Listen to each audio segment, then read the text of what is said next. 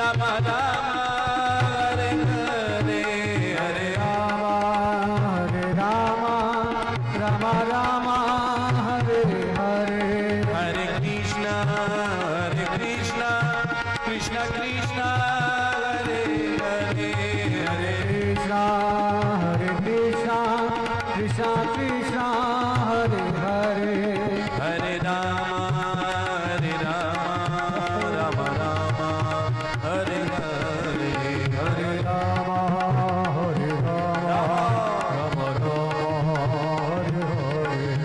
हरे कृष्णा कृष्णा कृष्णा हरे हरे, हरे कृष्णा कृष्णा कृष्णा हरे हरे, हरे राम राम हरे हरे, हरे राम राम हरे हरे। बोलिए श्यामल रामचंद्र भगवान की जय। व्यासपीठ से आप सभी को हमारा जय सिया राम।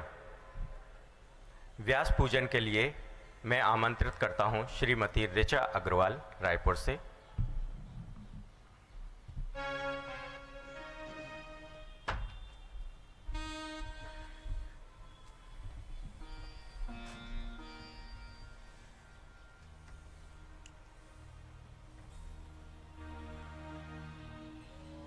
हरि ओम स्वस्ति न इंद्रो वृहस्रवाः स्वस्ति नः पूषा विश्ववेदाः स्वस्ति नस्तार्क्ष्यो अरिष्टनेमिः स्वस्ति नो बृहस्पतिर्दधातु बृहस्पतिर्मारुतः वृश्चिमातरः सुभद्यावानो विदधे गोजगमायः अग्निजिह्वा मनवः सूरजो विश्वेनो देवा अवसागमन्यः कर्णेभिः शृणुयाम देवा भद्रं पश्येमाक्षभिर्यजत्राः स्थिरैरङ्गैस्तुष्टुवाग्गुं सस्तनो विव्यसेमहि देवहितं यदायुः शतमिन्नो शरदो वन्ति देवा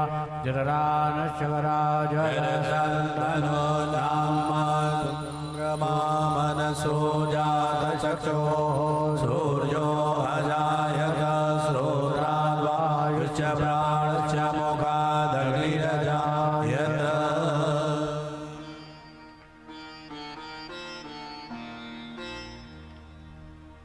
व्यासपीठ पर विराजमान श्री रामचरितमानस जी के पूजन हेतु मैं आमंत्रित करता हूं वरिष्ठ पत्रकार आदरणीय श्री सुरेंद्र अग्रवाल जी को, आदरणीय श्री कौशल किशोर जी घोष, आदरणीय श्री संजय शर्मा जी एडवोकेट,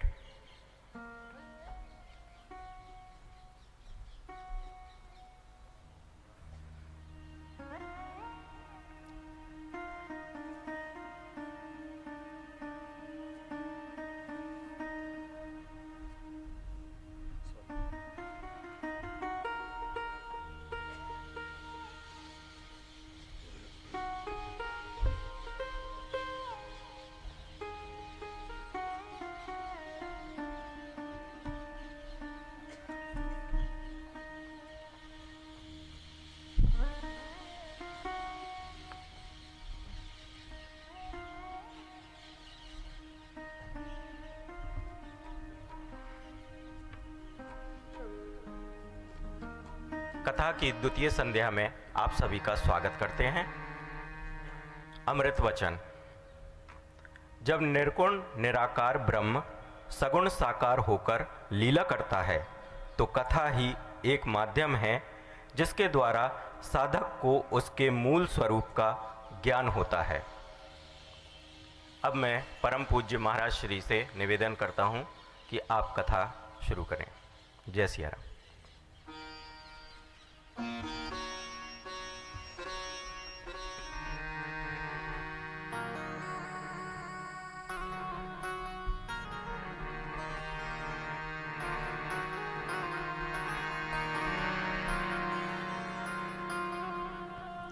श्री राम श्री राम श्री राम श्री राम श्री राम श्री राम श्री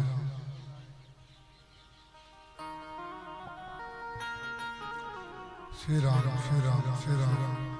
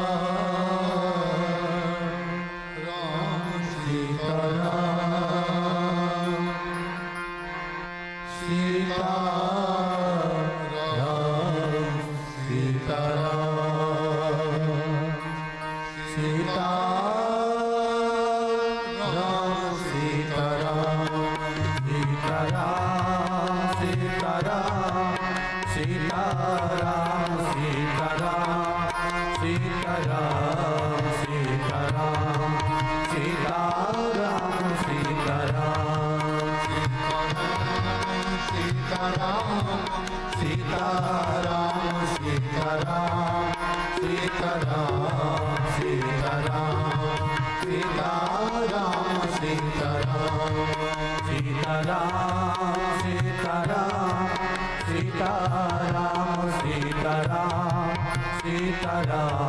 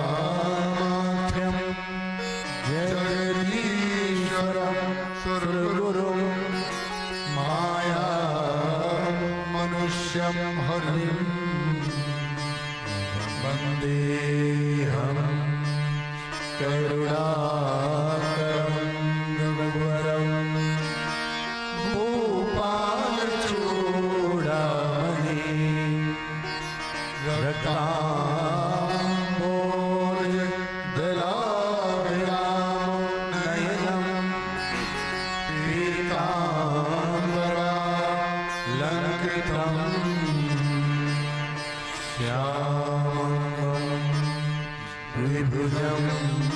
प्रसन्नवदनं श्रीश्रीतया शोभितं काम्यामृतसागरं प्रियणे भ्रातार्हे भावितं वन्दे विष्णुं शिवार्षेमनिशं भक्तिष्टसिद्धिप्रदम् अतुलितबलधामं हेमशैलावदेहं धनुजवनकृशां ज्ञानिनामग्रगण्यं सकलगुणनिधानं वानरामधीशं रघुपतिप्रियभर्तं वातजातं नमामि गिरारत जलबीच सम कहियत भिन्न न भिन्न बंदो सीता राम पद जिनहि परम प्रिय जनक सुता जग जननी जानकी अतिशय प्रिय करुणा निधान की ताके युग पर कमल मनावो जासु कृपा निर्मल मति पावो श्री गुरु चरण सरोज निज मन मुकुर सुधार वरणो रघुवर विमल जसु जो दायक फलचार हृदय विराजत राम सिय और दास हनुमान ऐसे श्री गुरुदेव को बारंबार प्रणाम। बोलिए श्यावर रामचंद्र भगवान की जय। उमापति महादेव की जय। पवन सुत हनुमान की जय। भगवान की जय। मैया की जय। मैया की जय। जय सीताराम।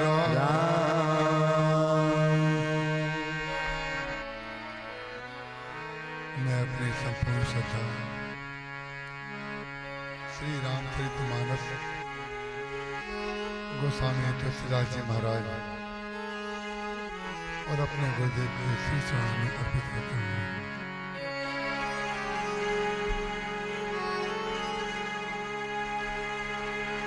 नाथ जथा मति भार्यो राख्यो नहीं कछु चरित सिंधु रघुनायक थाकी पावै कोई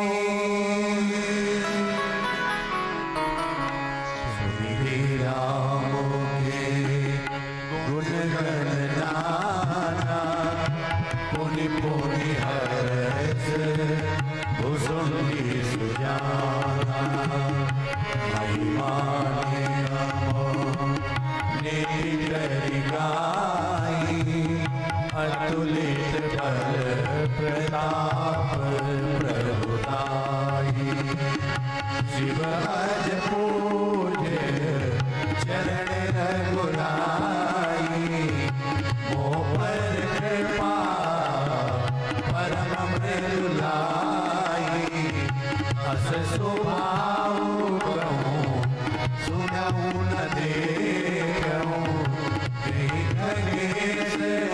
रघुपति समले कहूँ साधक सिद्ध विमुक्त उदासी कवि कोविद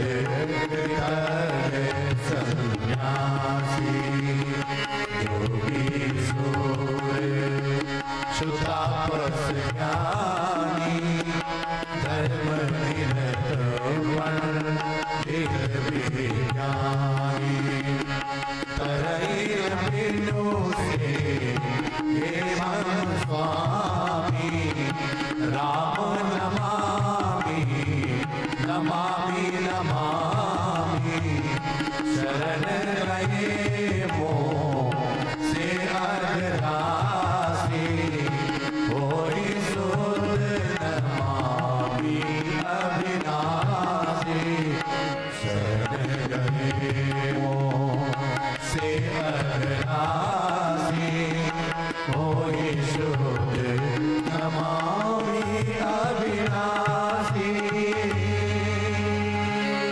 जासु नाम भवे सज हर घोर तरेषु सो कृपाल मोहितो परे सदा अनुकूल बोलिए श्यावर रामचंद्र भगवान की जय। हरि अनंत हरि कथानंता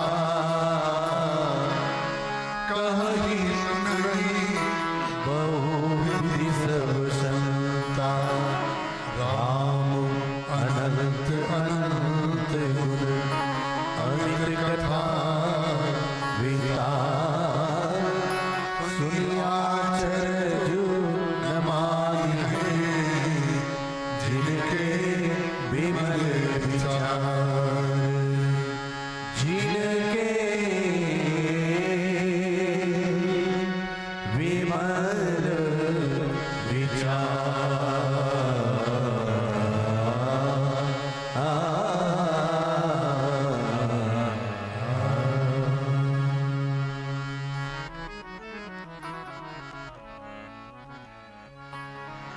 राम कथा रस के रसज्ञ पिपासु महानुभाव भक्तिमती बहनों, जितने भक्त यहाँ पर राम कथा सुनने की भावना से पधारे हुए हैं, हम उनके चरणों में प्रणाम करते हैं और कथा की द्वितीय संध्या में आपका स्वागत करते हैं।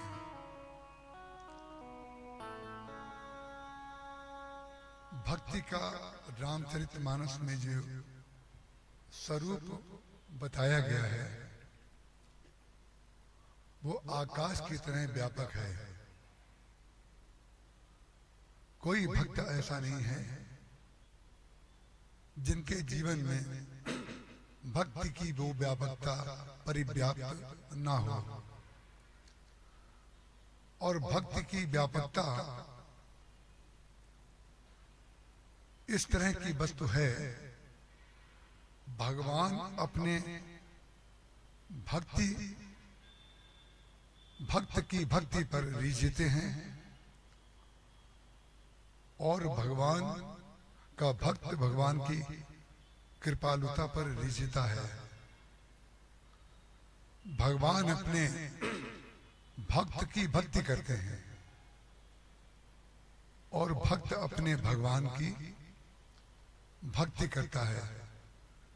यही जीव और ब्रह्म की एक रूपता है।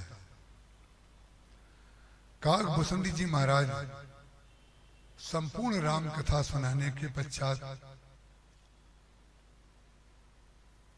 जब गरुड़ जी महाराज से निवेदन करते हैं कि आज मैं धन्य हो गया कि आप जैसे सत्पुरुष कथा में पधारे और हमें आपको कथा सुनाने का सुअवसर मिला। भुसंडी जी महाराज अपनी धन्यता बता रहे हैं और गरुड़ जी महाराज अपनी धन्यता बता रहे हैं। ये है भक्ति। गरुड़ जी महाराज जब काकभूषुंडी जी के आश्रम में गए थे, यत किंचित कथा का जो सूत्र आपके समक्ष कल दिया गया था, उसमें ये कहा गया था गरुड़ जी भगवान को देख करके तो मोहग्रस्त हो गए और भगवान के भक्त को देख करके मोह मुक्त हो गए। यह है भक्ति की महिमा और भक्ति की महिमा और भगवान की कथा की महिमा। काकभूषुंडी जी महाराज जिस सुमेरु पर्वत पर विराजमान रहते हैं, उस आश्रम के परिक्षेत्र में जो ही गरुड़ जी महाराज का प्रवेश हुआ, उनके मुख से सीधे निकला, नाथ परम सुंदर तब आश्रम, गयो मोह संशय नाना भ्रम।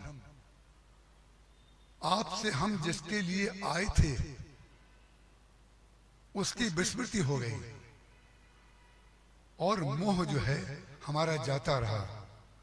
जिस भक्त के दर्शन मात्र से मोह की निवृत्ति हो गई, संशय की निवृत्ति हो गई, इसको कहते हैं सत्संग का औरा। जहां पर भक्त निवास करता है, भक्त भगवंत गुरु चतुर नाम बपु एक। यदि इनका स्मरण किया जाए तो व्यक्ति के पाप नष्ट हो जाते हैं। कौन चार? बोले एक भक्ति और एक भक्त और भगवान और गुरु। ये चारों भेद के रूप में तो अलग हैं, लेकिन तत्व रूप में चारों एक हैं। कई बार जब प्रवचन में कोई बात कही जाती है तो अधिकांश श्रोताओं के लिए नहीं कह रहा हूं, कुछ श्रोताओं के लिए कह रहा हूं, कभी कभी वो कथा की व्याख्या भी व्यक्ति परक करने लग जाते हैं। कथा की व्याख्या व्यक्ति परक नहीं होती है। तो काकभूषुंडी जी महाराज को देखते ही उसका कारण क्या है?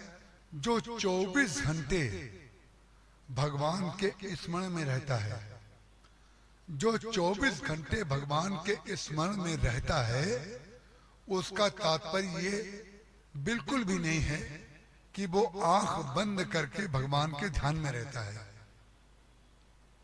उसका तात्पर्य ये है उसके जितने कार्य हैं वो भगवत विषयक होते हैं। जैसे किसी प्रेमी के जितने कार्य होते हैं वो प्रेमास्पद के प्रति प्रेम का स्मरण और उसके प्रति अर्पण होता है प्रेम का। जैसे माँ का छोटा बच्चा घर में होता है 6 महीने का, 3 महीने का या 15 दिन का, तो बहुत दिन तक जब तक बच्चा चलना न सीख जाए तब तक माँ के जितने कार्य दिन भर होते हैं वो सब बच्चे के लिए होते हैं। वो सब बच्चे के लिए ही सोचती रहती है। उठ तो नहीं गया कहीं, कहीं रो तो नहीं रहा है, कहीं गिर तो नहीं गया, कुछ तो नहीं हो गया। 24 घंटे भोजन बना रही है, वस्त्रों में प्रेस कर रही है, कपड़े धो रही है या अपने पति के साथ बात कर रही है, लेकिन कार्य कुछ कर रही हो लेकिन उसका चित्त अपने बच्चे में रहता है। ऐसे ही भगवान का भक्त जो कार्य करता है वो संसार की दृष्टि से लगता है कि जो कार्य हम करते हैं वही कार्य तो ये भी करते हैं, जो हम भोजन करते हैं वही तो ये करते हैं, जिस पलंग का सेवन हम करते हैं उसी का सेवन तो ये भी करते हैं। लेकिन ध्यान रखिएगा, जिस पलंग का सेवन आप करते हैं उसी पलंग का सेवन भक्त करता है। लेकिन भक्त उस पलंग का सेवन करते समय भगवान को कोटि कोटि धन्यवाद देता है कि प्रभु हमारे अंदर तो ऐसा कोई गुण नहीं है कि हमें इतना सुंदर पलंग और इतना सुंदर बिछौना मिले। ये आपकी कितनी महती कृपा है कि आपने हमें सोने के लिए ऐसी व्यवस्था दी।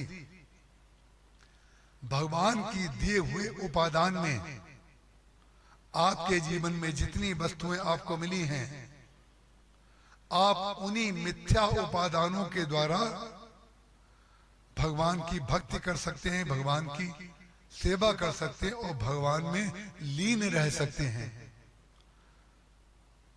गरुड़ जी महाराज ने कहा, महाराज आपके पास में जो आया था वो तो बहुत बड़ी समस्या लेकर के आया था, और आश्चर्य की बात यह है कि भगवान राम और लक्ष्मण जी को निशाचर मेघनाद ने नागपाश में बांध लिया। जब नागपाश में बांध लिया तो सत्संगी जो भगवान की आत्मा है, जो भगवान के परम भक्त हैं, हमेशा भगवान का गुणगान करते रहते हैं, वो नारद जी भगवान को भी भक्ति के प्रतिपादन के लिए और भक्ति के प्रचार के लिए किसी उपादान के रूप में अपने किसी दूसरे भक्त की आवश्यकता पड़ती है। आप जब हमारा आश्रय लेते हैं, हम जब आपका आश्रय लेते हैं, ये दोनों उपादान हैं, ध्यान रखिएगा। और दोनों उपादानों के बीच में एक उपादान है, ये माई। आपने हमें उपादान के रूप में उपयोग किया और आपने कहा कि इस तारीख से इस तारीख तक आप कृपा करके प्रवचन करने पधारिए। हमने आप में वो भावना देखी, हमने आपको उपादान मान करके कि आप व्यवस्था बहुत अच्छी करते हैं, हम आपके यहाँ प्रवचन करने आ गए। लेकिन हम प्रवचन करें और आप प्रवचन सुने, उसके लिए दोनों के बीच में अगर ये ना हो, ये क्या है? ये विज्ञान की दी हुई एक व्यवस्था है और बिल्कुल जड़ पदार्थ है। इसमें प्लास्टिक, लोहा और तांबा, 2-3 प्रकार की वस्तुएं पड़ी हुई हैं और ये इतना बड़ा काम कर रहा है कि जो आप सुनने आए हैं वो इसके कारण सुन पा रहे हैं और जो हम कहने आए हैं इसके कारण कह पा रहे हैं। इसीलिए किसी वस्तु को मिथ्या कहने का तात्पर्य इसलिए कुछ नहीं है, मिथ्या तब है जब हम उसका दुरुपयोग करें, और सत्य तब है जब हम उसका सदुपयोग करें। तो नारद जी महाराज को भगवान ने एक उपादान बनाया। बोले हमारा भक्त हमारी सेवा करने के लिए आया है। विष्णु के जो गरुड़ जी महाराज हैं वो उनकी सवारी हैं। भगवान जब लक्ष्मी जी के साथ कहीं यात्रा करते हैं, कहीं गमन करते हैं, तो विष्णु और लक्ष्मी जी को साक्षात अपने कंधे पे बैठा करके ले जाने की सेवा गरुड़ जी महाराज करते हैं। इसीलिए गोस्वामी तुलसीदास जी महाराज ने लिखा, गरुड़ महाज्ञानी गुण राशि। बहुत बड़े ज्ञानी हैं, बहुत बड़े ज्ञानी हैं, और जितने गुण उनके अंदर हैं वो सारे के सारे गुण उनके हृदय में हैं, उनके जीवन में हैं। गरुड़ महाज्ञानी गुण राशि हरि सेवक, भगवान के सेवक हैं। अति निकट निवासी, उनके बहुत निकट रहने वाले हैं। लेकिन समस्या तो यही है ना, समस्या जो है अति निकट निवासी कह करके कोई व्यक्ति अपनी छाती चौड़ी कर सकता है। हम इतने बड़े व्यक्ति के निकट रहते हैं, हम इतने बड़े गुरु के शिष्य हैं, हमारे पास इतना पैसा है, हम इतने ज्ञानी हैं, हमारे पास इतना ऐश्वर्य है, लेकिन सारा का सारा आपके पास क्यों ना हो, यदि आपने ठीक समय पर बिल्कुल ठीक कार्य नहीं किया तो जितना किया था वो समाप्त हो सकता है। सारे गुण, सारा ज्ञान लुप्त हो सकता है। इसलिए आपने बहुत अच्छी तरह से इसको अनुभव किया होगा कि भगवान के निकट रहने वाले जय और विजय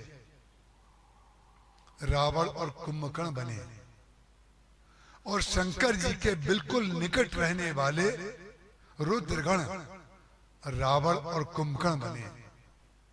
ये बात क्यों कही गई, ये बात शास्त्रों में क्यों लिखी गई?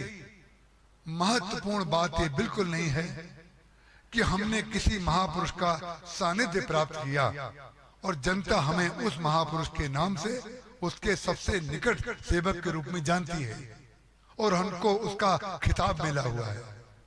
ये खिताब केवल फाइल में रखने के काम आता है। ये जब कुछ लिखा जाएगा तो उस व्यक्ति का नाम कदाचित लिख भी दिया जाएगा।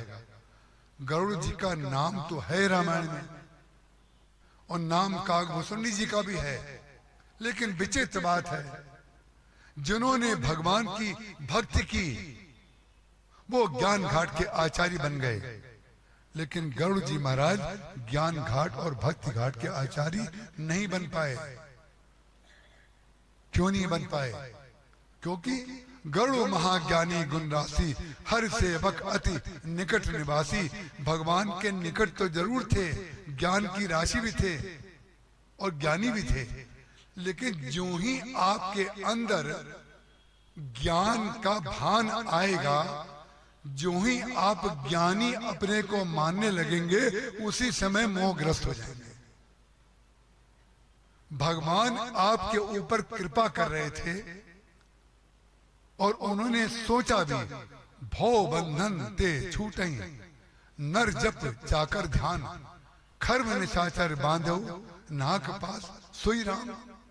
ये जानते हैं इनका नाम लेने से व्यक्ति भव बंधन से पार हो जाता है। आपने ये भव शब्द जो है बहुत से शब्दों के साथ सुना होगा। भव सागर, भव कूप, भव निशा, ऐसे करके भव के साथ 16-17 प्रकार के भव रामचरित मानस में आते हैं। सबके साथ भव भव भव। लेकिन ध्यान रखिएगा, एक भव जो है, ये सारे भव जो हैं ये सागर के साथ जुड़े हुए हैं, निशा के साथ जुड़े हुए हैं, लेकिन एक भव जिसके साथ कुछ नहीं जुड़ा हुआ है, वो भव कौन है? वो शंकर जी हैं, साक्षात शंकर जी, जिनके साथ भव के साथ कोई जुड़ा हुआ नहीं है। ना वो सागर है, ना वो निशा है, ना वो भव तरनी है, कुछ नहीं है, वो तो साक्षात भव रूप हैं। तो गरुड़ जी महाराज जो भगवान के साक्षात सेवक हैं, ये जानते हैं कि जिन राम का मैंने नाग पास काटा है, इस नाग पास को काटने की प्रेरणा किसने दी?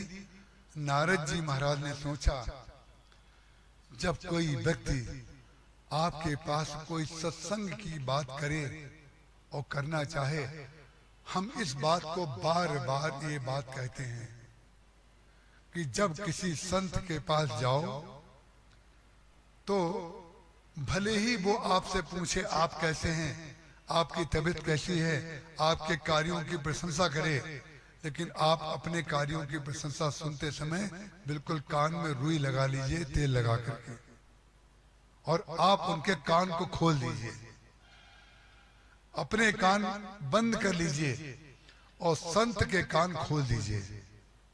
संत के कान खोलने का उपाय क्या है? बोले सत्संग की चर्चा करिए, संत का कान खुल जाएगा, और संसार की चर्चा करेंगे तो संत का कान बंद हो जाता है, और कान बंद कर लेता है और आंख से आपको उस दयामयी दृष्टि से देखता है कि इतने दिन से सत्संग सुना, लेकिन जब जब हमारे पास आकर के बैठे तो इन महापुरुष ने एक बार भी सत्संग की बात नहीं की।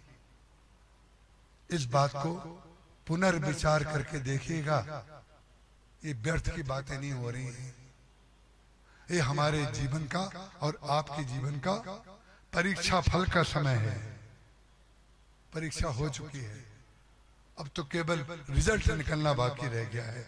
इसलिए हमको चाहिए जब संत के पास जाए, महत्वपूर्ण ये नहीं है कि गरुड़ जी जानते क्या है, वो बंधन ते छूटई नर जप जाकर नाम, वो ये अच्छी तरह जानते हैं कि भव सागर से पार करने वाला भगवान का नाम है। जिसका नाम भव सागर से पार कर सकता है, उसका रूप भी तो भव सागर से पार कर सकता है। सामने देखा लक्ष्मण जी और भगवान राम बंधे हुए हैं। गरुड़ जी में और शबरी जी में यही मात्र अंतर है। विभीषण जी में और गरुड़ जी में यही मात्र अंतर है। शबरी के पास जब भगवान गए तो समस्या का निवारण करने वाले भगवान नहीं गए, समस्याग्रस्त भगवान गए। जो समस्या का निवारण करने वाला है, सचराचर में पृथ्वी में जितने प्राणी हैं सबकी समस्या का समाधान भगवान राम का एक बार राम नाम कोई जप ले, समस्या का समाधान हो जाएगा। संत हाथ उठा उठा करके इस बात को कहते हैं, समस्या का समाधान हो जाएगा। लेकिन विचित्र बात है, समस्या का समाधान तो हो जाएगा लेकिन अपने गुण दिखने तो पहले बंद हो, अपने गुण दिखने तो पहले बंद हो, तब समस्या का समाधान हो। नारद जी ने कहा महाराज आपके पास वो गुण है, बहुत ध्यान से बात को सुनिएगा।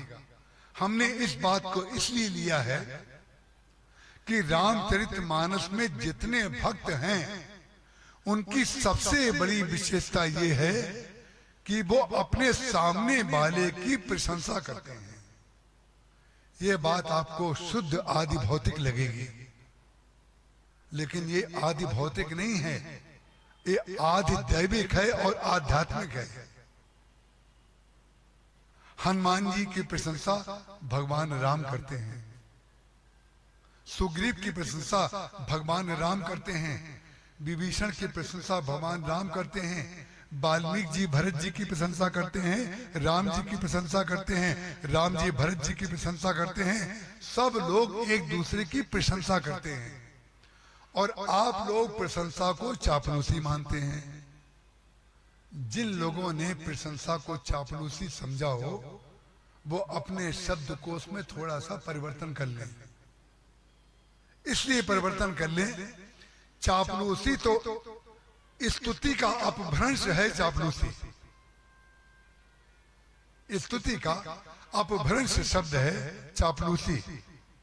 भगवान की जितनी स्तुतियां की गई हैं, जितनी स्तुतियां भक्तों ने की हैं, संभवतः श्रीमद् भागवत के आचार्य ओम प्रकाश जी महाराज विराजमान हैं। रामचरितमानस में और श्रीमद् भागवत में सैकड़ों स्तुतियां हैं और सैकड़ों स्तुतियों में आपने ध्यान दिया होगा कि यदि साहित्य की दृष्टि से देखें, पुनरावृत्ति की दृष्टि से देखें तो पुनरुक्ति दोष बहुत उसमें आएगा। वही भगवान के स्वभाव की बात ये भी करते हैं, वो स्वभाव की बात ये भी करते हैं, भगवान के रूप की चर्चा वो भी करते हैं, ये भी करते हैं। भगवान का जो करुणा में स्वभाव है, उनका जो स्वरूप मधुर स्वरूप है, जो मधुराष्टकम में बार बार गाया जाता है, भक्त लोग उसको गा करके आनंद की अनुभूति करते हैं।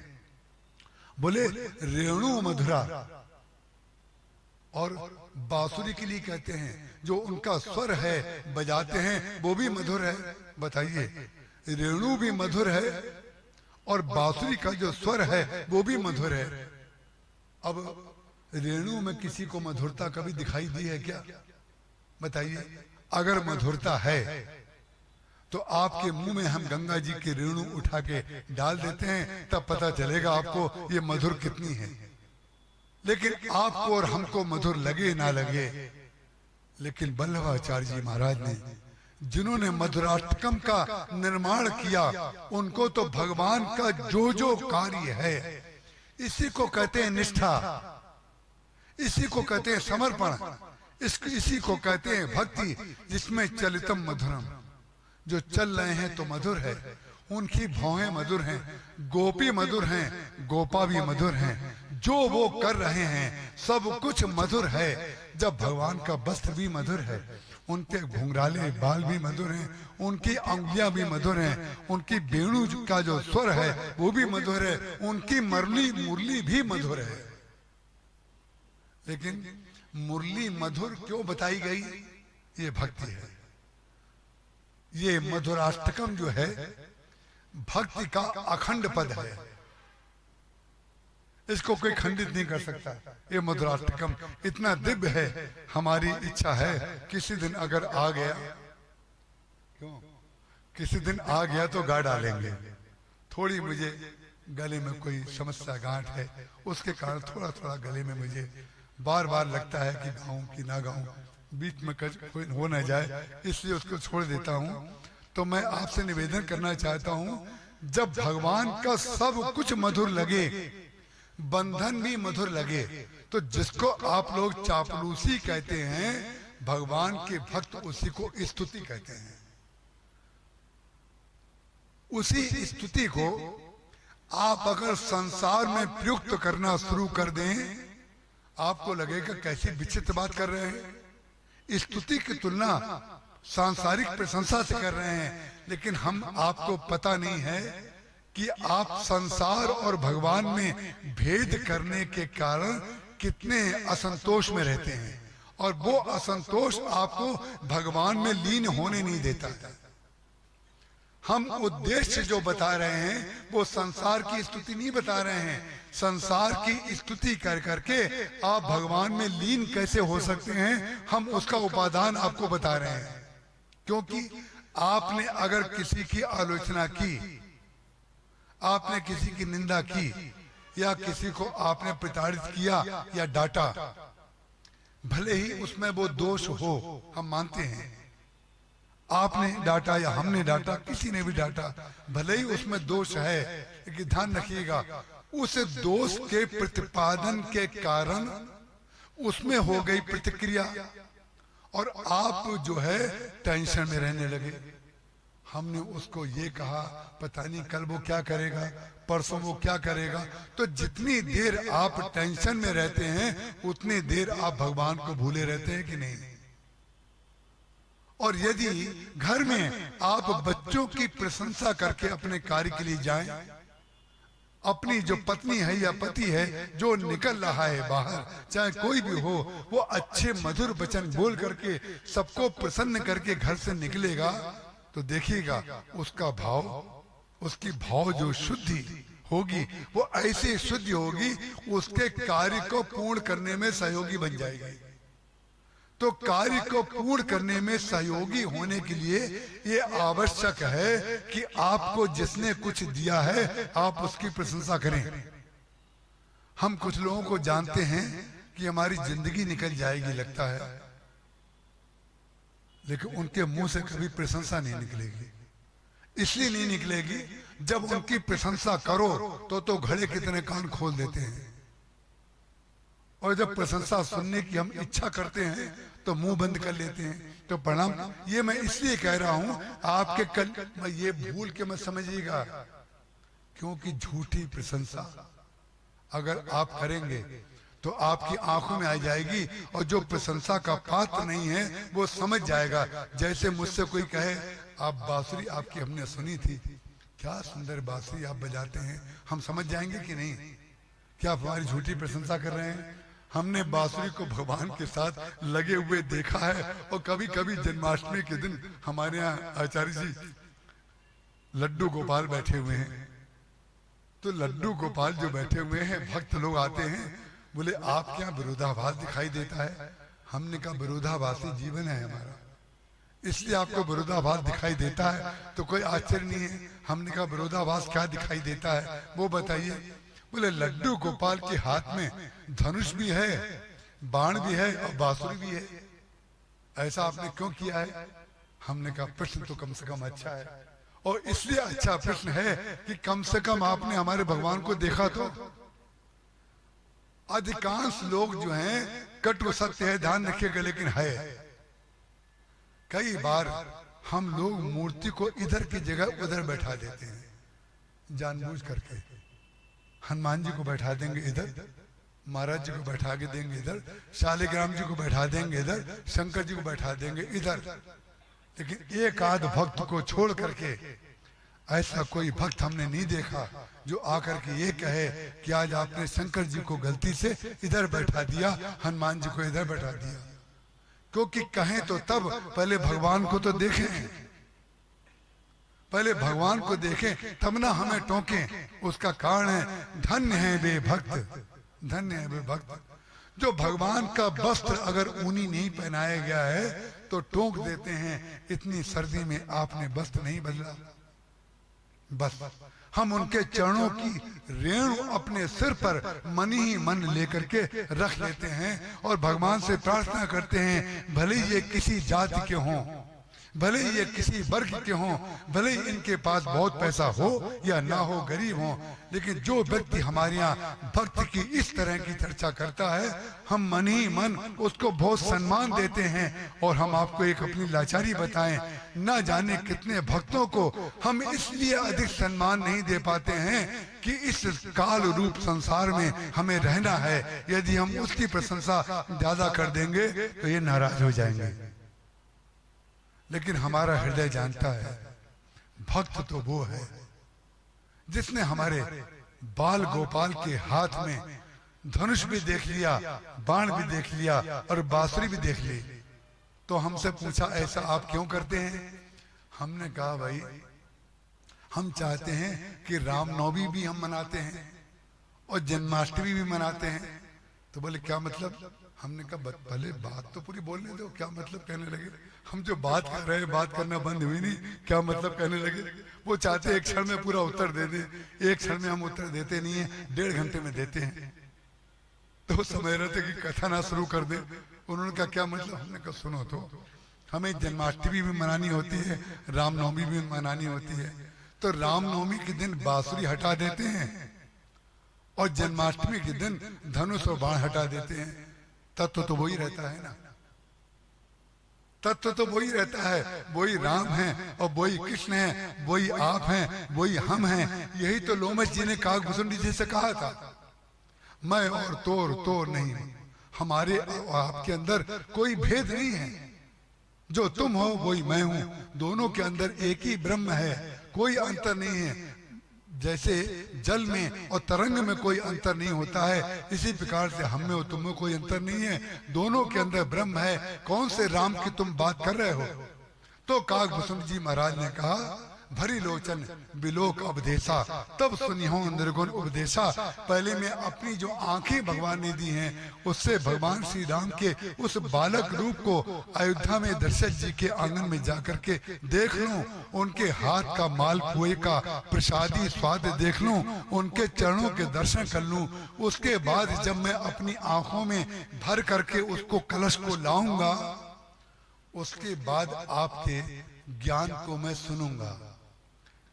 ये जो भक्ति का स्वरूप काकभूषुंडी जी महाराज के अंदर था, इसने लोमश जी को भक्त बना दिया। कमाल की बात है, लोमश जी को भक्त बना दिया। और वहां पर गरुड़ जी महाराज भगवान को देख करके मोहग्रस्त हो गए और काकभूषुंडी जी के आश्रम में आते ही उनका मोह, संशय और भ्रम निकल गया। उसका कारण क्या है? संत 24 घंटे जो भी करते हैं वो भगवान में लीन रहते हैं। तो भगवान में लीन रहने के कारण वहां का औरा ऐसा हो जाता है, जहां पर संत निवास करता है उस कमरे में, उस जगह पर आकर के ना जाने कितने संत ये कहा करते हैं कि इस स्थान का औरा बड़ा दिव्य है, यहाँ पर आकर के हमें बड़ी शांति मिलती है। और एक भक्त ने अभी बहुत बढ़िया बात कही, चित्रकूट में हमारे यहाँ जब हनुमान जी की आरती होती है चित्रकूट में, उसके बाद हम लोगों ने बैठ करके एक दिन जब खाली बैठे होते हैं हम लोग, तो माइक वाले को बुलाया और उससे कहा भाई जरा हम लोग आज कीर्तन करेंगे। संजोग से कोई कार्य नहीं था, उस दिन हम लोग पांचों बैठ गए, हमने कीर्तन किया। उसको रिकॉर्ड कराने के लिए बुलाया, रिकॉर्ड करके हमें वो कीर्तन अच्छा लगा। एक आध गलती टेक्निकली उसमें हो गई, लेकिन वो गलती तो एक अलग है, लेकिन कीर्तन अच्छा हो गया। कीर्तन जब अच्छा हुआ तो हमने उस आरती में हनुमान जी के साथ उसको जोड़ दिया, वो बजता है। तो एक भक्त महिला आई हुई थी, उन्होंने कहा कहीं 5 मिनट तक ये कीर्तन और होता रहे तो व्यक्ति को समाधि लग जाएगी। महत्वपूर्ण बात ये नहीं है। हमारे जय भैया ने भी एक बात बहुत बढ़िया कही थी। हमने कहा भैया इसी कीर्तन को हम स्टूडियो में दोबारा रिकॉर्ड करेंगे, जो टेक्निकली गलती रह गई है वो निकाल देंगे। तो वो हमारा कहना किस स्तर पे था वो हम जानते हैं। लेकिन उन्होंने एक बहुत बढ़िया बात कही, हृदय स्पर्शी, यद्यपि हम बता दें वो रिकॉर्ड होगा जरूर, आप भले ही बुरा माने, लेकिन उसके बाद में देखूंगा कि मैं कौन सा उसमें ऐड करूं। तो जय भैया ने कहा आप उसको रिकॉर्ड दोबारा मत कराइए, जो बजता है उसी को बजने दीजिए। जो रिकॉर्ड करेगा वो भी ये करेगा और ये करेंगे, और जो रिकॉर्ड हो चुका है वो इसी ने किया और इन्होंने किया। उसका कारण क्या है? जो भक्त को अच्छा लगे वही कीर्तन है, बाकी रिकॉर्डिंग है। जो भक्त को कर्ण प्रिय लगे, जो एक भक्त ने कह दिया अगर 5 मिनट तक एक कीर्तन और बजता रहे तो यहाँ पर समाधि लग जाएगी। उसका कारण क्या है? समाधि लगेगी कि नहीं लगेगी इसको आप लेबोरेटरी में टेस्ट करने मत जाइए। बात तो केवल उस भक्त के हृदय की है कि उसको ऐसा लगा क्या दिव्य कीर्तन होता है। और उस कीर्तन को जब बंद किया जाता है, पुजारी जी बंद करते हैं, तो लोगों की आंखों में पुजारी जी खटकते हैं। बेचारे पुजारी जी का कोई दोष नहीं, क्योंकि उनको जयकारा बुलाना रहता है। उनको कहा गया है यहाँ पर आकर के आप बंद कर दीजिए। बेचारे यंत्रबद्ध करते रहते हैं, जयकारा बुलवाते हैं। उसका कारण क्या है? जब आपकी निष्ठा एक निष्ठ हो जाए, जब सुनते समय करते समय आपका भाव भगवताकार आपकी वृत्ति हो जाए, तो आप चाहे माइक पर बोल रहे हो चाहे माइक को चला रहे हो, आपका हृदय जो है भगवताकार हो गया। उस समय कोई भी भक्त जो है वो भगवान से एकाकार हो जाता है। तो भगवान ने सोचा कि नारद जी को कहें। नारद जी को मालूम है इस कार्य को कौन कर सकता है। नारद जी को भगवान ने प्रेरणा दी कि हमारे सेवक का जो गुण है उसका उपयोग हमें भव से बंधन से पार करने में कर दिया जाए। नारद जी ने कहा आप भगवान के चरणों के सेवक हैं। आज आपके प्रभु नागपाश में बंध गए हैं और उनको निशाचर मेघनाद ने बांध लिया है। कृपा करके आप जो है उनको बंधन से मुक्त कर दीजिए। विचित्र बात है, भगवान को तो बंधन से मुक्त कर दिया लेकिन खुद बंध गए। भगवान को बंधन से मुक्त कर दिया, जो मुक्त स्वरूप है उसको आप क्या मुक्त करेंगे? अरे मुक्त स्वरूप की सेवा करने को मिल गई, ये हमारी बहुत बड़ी सेवा है। जब लोग कहते हैं आपने गुरुदेव की बड़ी सेवा की, मैं कहता हूँ महाराज जी की सेवा नहीं की। महाराज जी की सेवा ना की होती तो हम घास कूड़े की तरह कहीं पड़े होते, ना जाने किस तरीके से हमारा जीवन निकलता। ये तो महाराज जी की कितनी बड़ी कृपा है कि उन्होंने सेवा ले ली तो हमको धन्य कर दिया। और यही बात महाराज जी कहते थे, अगर गोस्वामी तुलसीदास जी के ग्रंथ का आश्रय मैंने ना लिया होता तो मेरे जैसे राम के कर न जाने कितने घूम रहे हैं, कौन किसको जानता है। उसका कारण क्या है? जब आप अपने गुणों को भगवान के चरणों में अर्पित कर देते हैं तो आप में भगवान में तदाकारता हो जाती है, तद्रूपता हो जाती है। भगवान के हृदय में आप चले जाते हैं और भगवान आपके हृदय में चले जाते हैं। इसलिए संसार की प्रशंसा इसलिए करनी चाहिए कि इसलिए राम में सब जग जानी, करो प्रणाम जोर जोग पानी।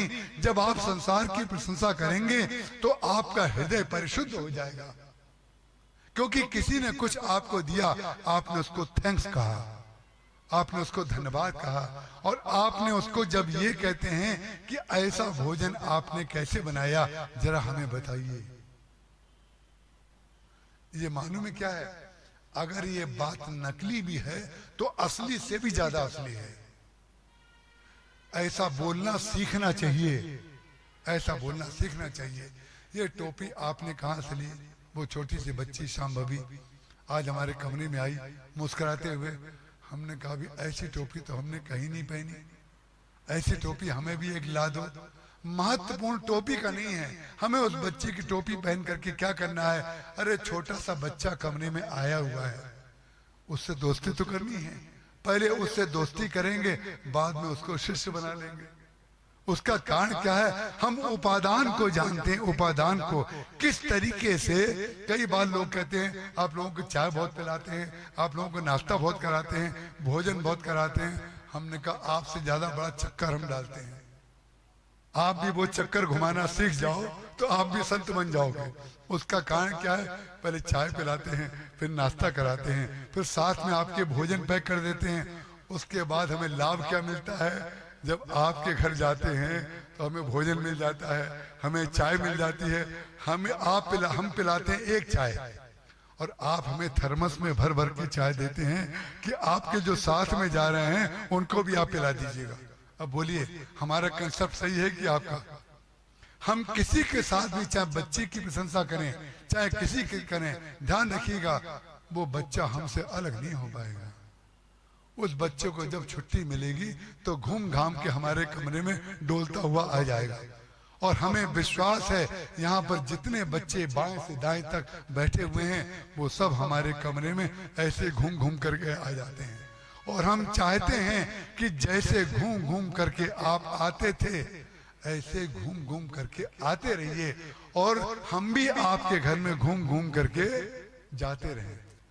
हम तो पूछते हैं ये जो बन रहा है, ये कमरा बन रहा है क्या? हमें बड़ी खुशी होती है। अपने परिचितों के घर में कोई उत्कर्ष हो, कोई विस्तार हो, हमें वहां रहना थोड़ी है, हमें आनंद होता है। उसका कारण क्या है? जब आप किसी को प्रसन्नता देंगे, रामचरितमानस में हम आपको चैलेंज करते हैं, आप पढ़ लीजिए। जहां जहां किसी श्रोता ने वक्ता की, वक्ता ने श्रोता की प्रशंसा की है, चाहे याज्ञवल्क्य जी हों, चाहे काकभूषण जी हों, चाहे शंकर जी हों, चाहे पार्वती जी हों, सबने एक दूसरे की प्रशंसा की है। आपने हमें धन्य कर दिया। धन्य ये भक्ति का स्वरूप है, ये भक्ति का उपादान है। जो ही आप मधुर वाणी का उपयोग करके दूसरे को करने लगेंगे आपका जीवन धन्य हो जाएगा। नारद जी ने उनसे कहा आप जाइए। ये गए, काट दिया बंधन, भगवान मुक्त हो गए, ये बंध गए। और बंध जाने के बाद इन्होंने सोचा जिसका नाम लेने के पश्चात भी कोई भव सागर से तर जाता है, ये कैसे भगवान है? जो जयंत की स्थिति हो गई वो स्थिति उनकी हो गई, ये कैसे भगवान है? ये तो स्वयं बंधन में बंध गए। लेकिन शबरी की वो स्थिति नहीं हुई। शबरी से भगवान सीता जी का पता पूछ रहे हैं। पता कौन पूछता है? जो कहीं होता है और कहीं नहीं होता है, और जो हर जगह परिव्याप्त है, वो सीता जी का पता पूछ रहा है। तो क्या सीता जी कहां पर हैं? ये भगवान राम को नहीं मालूम है क्या? जद्यपि प्रभु जानत सब बाता, राजनीत राखत सुर त्राता। रामचरितमानस में लिखा है यद्यपि भगवान सब जानते हैं, कोई वस्तु ऐसी नहीं है जो उनको पता ना हो, लेकिन राजनीत राखत सुरत्राता, भगवान राम राजनीति जानते हैं। अब राजनीति जब हम कह रहे हैं तो आज कल के बच्चे जिन्होंने मूल ग्रंथों को पढ़ा नहीं है, सत्संग नहीं किया है, तो राजनीति का अर्थ वो केवल वही लेंगे जो संसार में राजनीति का अर्थ लोग जानते हैं। लेकिन राजनीति का तात्पर्य है कि जो दूर है उसको पास लाया जाए। यह है राजनीति की व्याख्या। धन्य है वो महापुरुष जिसके लोग दूर हैं, वो उसकी राजनीति से उसके पास आ जाते हैं। और दुर्भाग्य है उनका जो लोग पास में थे उनकी राजनीति के कारण उनसे दूर हो गए। भगवान राम 3 लोग अयोध्या से चले थे, श्री राम जी, श्री सीता जी और लक्ष्मण जी। 3 लोगों को वनवास दिया गया था। और जब भगवान राम लौटे तो पुष्पक विमान भर करके लौटे। उसका तात्पर्य क्या है? राम जी की राजनीति सबको अपना बनाती है और रावण की राजनीति रावण से सबको दूर करती है। इसको हृदय में जांच करके, परख करके, स्थापित करके, इसको हृदय में, अपने हृदय को मंदिर बना करके भगवान की प्राण प्रतिष्ठा अपने हृदय में कर लेनी चाहिए। जब हृदय में राम का मंदिर बन जाता है, जब हृदय में प्राण प्रतिष्ठा हो जाती है तो पृथ्वी पर भगवान की प्राण प्रतिष्ठा हुए बगैर नहीं रह सकती है। इसलिए धन्य है वे भक्त जो लोग अपने हृदय को भगवान का स्थान बनाए हुए हैं। वाल्मीकि जी महाराज ने भगवान राम को ये कहा, भगवान राम ने पूछा कि महाराज 14 वर्ष तक मैं कहाँ रहूं? तो उन्होंने कहा कि आप मुझसे पूछ रहे हैं कि 14 वर्ष तक कहाँ रहूं? मैं आपसे पहले एक और प्रश्न करना चाहता हूं कि आप कहां पर नहीं हैं ये बता दीजिए। जहां पर आप नहीं होंगे हम आपको वहीं रहने की जगह बता देंगे। तो आप कहां पर नहीं हैं ये आप बता दीजिए। परिणाम क्या हुआ? भगवान राम कहां पर नहीं हैं? अग जग में सब रहित विरागी, प्रेमित प्रभु प्रगटई जिमि आगी। सब जगह ईश्वर व्याप्त है। जैसे अग्नि से संघर्षण करके लकड़ी से संघर्षण किया जाता है तो अग्नि निकलती है, उसी प्रकार से भक्त जब अपने हृदय में प्रेम का उदय भगवान के प्रति होता है तब भगवान का प्राकट्य होता है। कबीरदास जी महाराज ने इसी बात को अपनी शैली में कह दिया, सब जग मेरा साइया। ध्यान रखिएगा, जो निर्गुण निराकारवादी संत हैं, जो सगुण साकारवादी संत हैं, जो निर्गुण निराकारवादी मान्यताएं हैं, जो सगुण साकारवादी मान्यताएं हैं, उनको आप अलग करके मत देखिएगा। अलग करके इसलिए मत देखिएगा, वो निर्गुण रूप में सगुण की स्थापना करते हैं और सगुण साकारवादी सगुण रूप में निर्गुण की ही स्थापना करता है। यही ज्ञान और भक्ति की एक रूपता है। कबीरदास जी महाराज ने एक शब्द लिखा, सब घट मेरा साइया। कोई स्थान ऐसा नहीं है। अब बताइए, गोस्वामी तुलसीदास जी के शब्द का अनुवाद हो गया कि नहीं? अग जग में सब रहित विरागी, प्रेमित प्रभु प्रगटई जिमि आगी। इसका अनुवाद गोस्वामी तुलसीदास जी की पंक्ति का अनुवाद कबीरदास जी महाराज कर रहे हैं। कबीरदास जी महाराज कैसे कर रहे हैं? बोले, सब घट मेरा साइया, सुनी सेजना कोय, बलिहारी बा घट की, जा घट परगट होए। अरे ईश्वर तो सब में है। एक सज्जन दीक्षा लेने आए तो हमने उनको निर्गुण और सगुण के बड़े भारी जानकार थे, लेकिन जानकार तो वो थे, सगुण के भी जानकार और निर्गुण के भी जानकार। मैंने उनसे कहा, दीक्षा के समय मैं आपको जो ध्यान करा रहा हूं वो करिए। उन्होंने नेत्र बंद कर लिए, लेकिन भाई जो बुद्धिमान है वो बीच में बोले बगैर, क्योंकि बुद्धिमानों की सबसे बड़ी समस्या भी वही होती है और सबसे बड़ी विशेषता भी उनकी वही होती है। वो डूबते भी उसी में है, उभरते भी उसी से है। तो बीच में जब मैंने उनको ध्यान कराना शुरू किया तब वो आंख खोल करके, बीच में हम भी आंख बंद, उनकी भी आंख बंद।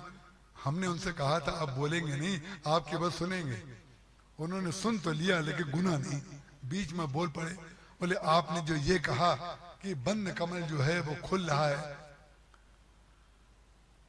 तो ये इसका तात्पर्य क्या है? हमने कहा दीक्षा देंगे बाद में, पहले प्रवचन करें, क्योंकि आज पल्ले कोई बुद्धिमान बुद्धिमान लोग जो हैं उनके सामने कथा तो खूब आनंददायी होती है, लेकिन वो अपनी बात जो है कहे बगैर।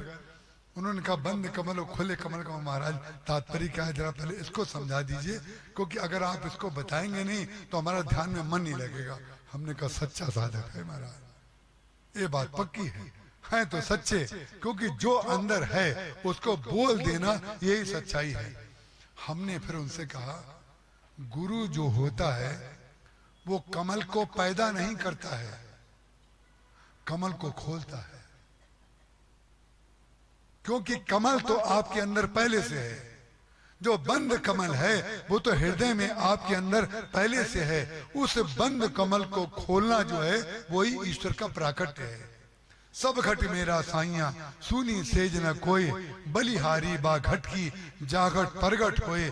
जिस व्यक्ति के हृदय में भगवान प्रकट हो जाते हैं तो ध्यान रखिएगा, उसकी बॉडी लैंग्वेज, शारीरिक रंग ढंग बदल जाता है। वो लोगों की तुलना में थोड़ा थोड़ा सा पागल सा हो जाता है। जिसको लोग पागल कहते हैं, हम लोग उनको भक्त कहते हैं। पागल का तात्पर्य मेरा पागल खाने वाले भक्तों की नहीं बात कर रहा हूं मैं उन पागलों की बात कर रहा हूं जो अपने पागलपन में सृजन करते हैं, जो अपने पागलपन में भगवान से लोगों को मिलाने का कार्य करते हैं। और इस पागलपन में अपना घर बार छोड़ करके, धन्य है वो पागल जिन्होंने अपना घर बार छोड़ करके सारी दुनिया को पागल बनाने का संकल्प ले लिया है। हम तो चाहते हैं सारी दुनिया पागल हो जाए और भगवान की मतवाली हो जाए। अरे यही पागलपन जो है, यही तो बुद्धि का सदुपयोग है, यही तो मन का सदुपयोग है, यही तो चित्त है, और यही अहंकार का विसर्जन है। यही पागलपन। पागलपन का तात्पर्य क्या है?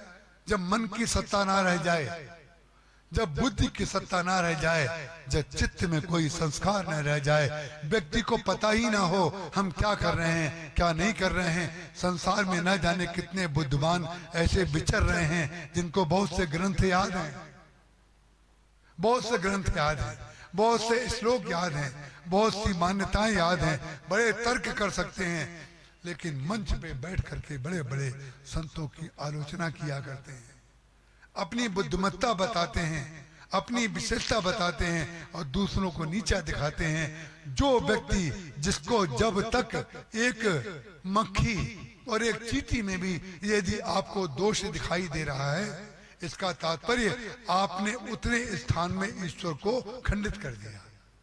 आपने मान लिया कि यहाँ पर ईश्वर नहीं है।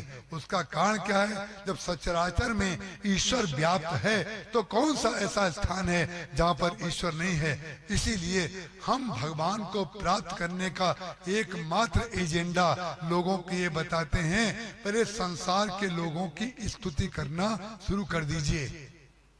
स्तुति का अर्थ क्या है? बोले जो आपके हृदय में है उसको बोल देना। कई लोग कहते हैं, विचित्र बात है, वो ना कहें तो ज्यादा अच्छा है। जो आपके हृदय में है उसको बोल दिया जाता है, उसी को स्तुति कहते हैं। अगर वो स्तुति ना हो तो ग्रंथों में स्तुति पाठ कैसे होगा बताओ? किसी न किसी ने लिखा तो है ना, और लिखा है तो उसके मन में जब भी लेखक कुछ लिखता है, जब भी कभी कुछ लिखता है, तो जब उसके हृदय में भर जाता है अमृत कलश, प्रेम का कलश, और जब छलकने लग जाता है तो वो स्याही बन करके कागज में उतर जाता है। भक्त के हृदय में भगवान के प्रति जो प्रेम है वो भर जाता है, और भरने के बाद छलक करके स्याही बन जाता है, और स्याही बन करके कागज में कलम के द्वारा उतर जाता है। और जब कलम के द्वारा उतरता है, अब देखिए कलम में जब स्याही आएगी तो कभी कभी पुराने जमानों में जो इंक वाले कलम हुआ करते थे, कभी कभी उसमें कोई त्रुटि ऐसी हो जाती थी उसकी बनाने में या स्याही भरने में, या निब और जीभ जो उसकी होती थी उसको मिलाने में विद्यार्थी से कोई गलती हो जाती थी। कहीं कहीं पर वो पेन जो था उसकी निब जो होती थी दो मुंह वाली होती थी, उसमें द्वैत होता है। निब में जो सृजन कर रही है वो द्वैत के साथ सृजन कर रही है, लेकिन ध्यान रखिएगा द्वैत उसके बनावट में जरूर है, लेकिन अद्वैत उसका लक्ष्य जब तक नहीं होगा तब तक वो ठीक नहीं लिख पाएगी। वही नींव खराब कहलाती है, वही पेन खराब कहलाता है जो अपने द्वैत स्वरूप को लेखन में भी प्रस्तुत कर देता है। उसको कहते हैं नींव में से बिंदु गिर जाता है, कभी कभी लिखते लिखते स्याही गिर गई, ज्यादा गिर गई एक बूंद तो पूरा पन्ना लिखा हुआ खराब हो जाता है। उसका कारण क्या है? हम द्वैत का उपयोग करते करते अद्वैत लक्ष्य में जब केंद्रित रहते हैं तब तक तो हम बिल्कुल ठीक लिखते हैं। जहां पर अपनी मान्यता की बूंद, जहां पर हम अपनी मान्यता की बूंद उसमें टपका देते हैं तो ना द्वैत रह जाता है ना अद्वैत हो जाता है। मनुष्य मनुष्य कितने ऐसा ज्ञानी बोले बिहासी महेश तब, ज्ञानी मूढ़ न कोय, जय जस रघुपत करें तब, सो तस ते क्षण होए। भगवान कहते हैं शंकर जी पार्वती जी से जब उन्होंने कहा पार्वती जी ने कि एक बात बताइए कि भगवान ने ऐसा कौन सा अपराध कर दिया जिसके कारण हमारे गुरुदेव नारद जी ने भगवान को शाप दे दिया और उस शाप के परिणाम स्वरूप उनको अवतार लेना पड़ा। जो शाप है वो भी भगवान की इच्छा से दिया गया है। जो नारद जी ने शाप दिया है वो इच्छा से, भगवान ने जो उसको स्वीकार किया है वो अपनी इच्छा से, अवतार जो लिया है वो अपनी इच्छा से लिया है। लेकिन पार्वती जी कहती हैं क्योंकि भक्त का भक्ति भक्त भगवंत गुरु चतुर नाम बपु एव, बोले चारों जो हैं नाम अलग है लेकिन तत्व तो एक ही है। तो शिष्य का गुरु के प्रति पक्षपात होता है और पक्षपात इस सीमा तक उनका पार्वती जी का रहा कि नारद जी ने शाप दिया, उनको नारद जी का दोष नहीं दिखाई दिया। का अपराध रमापति कीन्हा, भगवान विष्णु ने कैसा कौन सा अपराध कर दिया जिसके कारण हमारे गुरुदेव जो कभी क्रोध नहीं करते हैं उनको क्रोध आ गया। अब देखिए कितनी ऊंचे कोटि की बात है। सांसारिक व्यक्ति उसमें रस नहीं ले पाएगा। क्यों नहीं ले पाएगा? वो इसको कथा समझेगा, इसको कहानी समझेगा। एक कहानी और कथा नहीं है, ये पार्वती जी की गुरु निष्ठा है। जैसे शबरी जी की गुरु निष्ठा मतंग ऋषि में थी। मतंग ऋषि से उन्होंने कभी भी ये नहीं कहा कि हमने आपकी इतनी सेवा की है तो आप कृपा करके हमें भगवान के दर्शन करा दीजिए। अगर वो भगवान के दर्शन कराने की बात शबरी जी कहती, इसका तात्पर्य ये हो जाता कि गुरु की सेवा का फल भगवान के दर्शन है। तो गुरु की सेवा उपादान बन जाता और भगवान के दर्शन लक्ष्य बन जाता। तो भक्ति भक्त भगवंत गुरु चतुर नाम बपु एक तो खंडित हो जाता ना। जब गुरु से हम कुछ ऊपर वाली चीज मांग रहे हैं, इसका तात्पर्य ऊपर है भगवान और गुरु है नीचे। इसी को रामचरितमानस में और जो उद्धव जी को उपदेश दिया गया है, जो भगवान कृष्ण ने द्वादश और एकादश स्कंद में अपने परम तत्व को उद्धव जी के समक्ष रखा है। ये वही तत्व तो है, ये वही तत्व है। भगवान जो हैं अलग नहीं है। यदि कहीं शबरी जी भगवान से ये कहती कि हमने आपकी सेवा की, आप हमें भगवान के दर्शन करा दीजिए, इसका तात्पर्य क्या हुआ? इसका तात्पर्य ये होता कि भगवान की सेवा जो है, गुरु की सेवा के बदले हमें उसके फल में भगवान के दर्शन मिलते हैं। तो गुरु की सेवा हो जाती नीचे और भगवान का दर्शन हो जाता ऊपर। लेकिन जो भक्त होता है, भक्ति का फल भगवान नहीं है। भक्ति का फल संसार तो है ही नहीं। भक्ति का फल भगवान की प्राप्ति नहीं है। भक्ति का फल भक्ति है। इसीलिए कहा गया भक्ति भक्त भगवंत गुरु चतुर नाम बपु एक। इसको प्राप्त जिसके द्वारा हमें प्राप्त करना है, इसलिए भगवान की सेवा को या भगवान को गुरु की सेवा से ऊपर नहीं बताया गया कि जो गुरु की सेवा के बदले भगवान को मांगेगा वो भगवान के दर्शन करने के बाद भी तो मांगेगा। जो गुरु की सेवा के बदले भगवान को मांग रहा है वो भगवान की सेवा करने के बाद भगवान से मांगेगा। और भगवान से जब मांगेगा तो भगवान से बड़ा तो कुछ होगा ही नहीं। भगवान से ना मांग करके वो ये अगर कह दे कि आप मिल गए तो मुझे सब कुछ मिल गया, तब तो कोई बात नहीं। लेकिन भगवान के यहाँ 1.25 किलो लड्डू चढ़ाने के बाद परीक्षा में पास होना मांगना है। हमारे यहाँ नाती हो जाए, अब जाने की तैयारी हो रही है, कब्र में पैर लटकाए बैठे हैं, गर्दन हिल रही है, कमर टेढ़ी हो रही है, नाती को और देख लेते। नाती को दिखा दिया भगवान ने, नाती की बहू आ जाती, इसकी बहू को और देख लेते। एक को तो देख चुके, आशा ये होती है शायद ऐसी दूसरी ना हो। इसीलिए तो देखने की बात कहते हैं। विचित्र बात है, जितने करेला खाए हुए हैं वो हर दूसरे करेले में आम की आशा रखते हैं। वो लोग गलत नहीं कह रहे हैं, सब करेले का स्वाद खा चुके हैं, फिर भी हर करेले में, दूसरे करेले में आम की आशा करके कहते हैं नाती का भी विवाह हो जाता है। ये विचित्र बात है, नाती का विवाह हो जाए तो भी चैन नहीं पड़ेगा। फिर कहेंगे इसको भी पोता और हो जाता है छोटा, फिर उसका विवाह। उसका कारण क्या है? हम भगवान से क्या मांगते हैं? अजर अमर, अजर अमर होने का वरदान मांगते हैं। लेकिन अजर अमर होने का वरदान किसको मिलता है? अजर अमर गुण निध सुत हो करें बहुत रघुनायक छोहु। अजर अमर तो हनुमान जी महाराज हैं, जिनसे भगवान उनसे प्रेम करते हैं। हनुमान जी महाराज की भक्ति है। तो पार्वती जी जब ये कह रही हैं का अपराध रमापति कीना, भगवान विष्णु ने कौन सा अपराध कर दिया कि उन्होंने शाप दे दिया? तो भगवान शंकर बड़े प्रसन्न हो गए, नाराज नहीं हुए, इसलिए प्रसन्न हो गए। धन्य हो पार्वती, तुम्हारी गुरु निष्ठा से मैं बहुत प्रसन्न हो गया। और मुस्कुराने लगे हनुमान जी महाराज।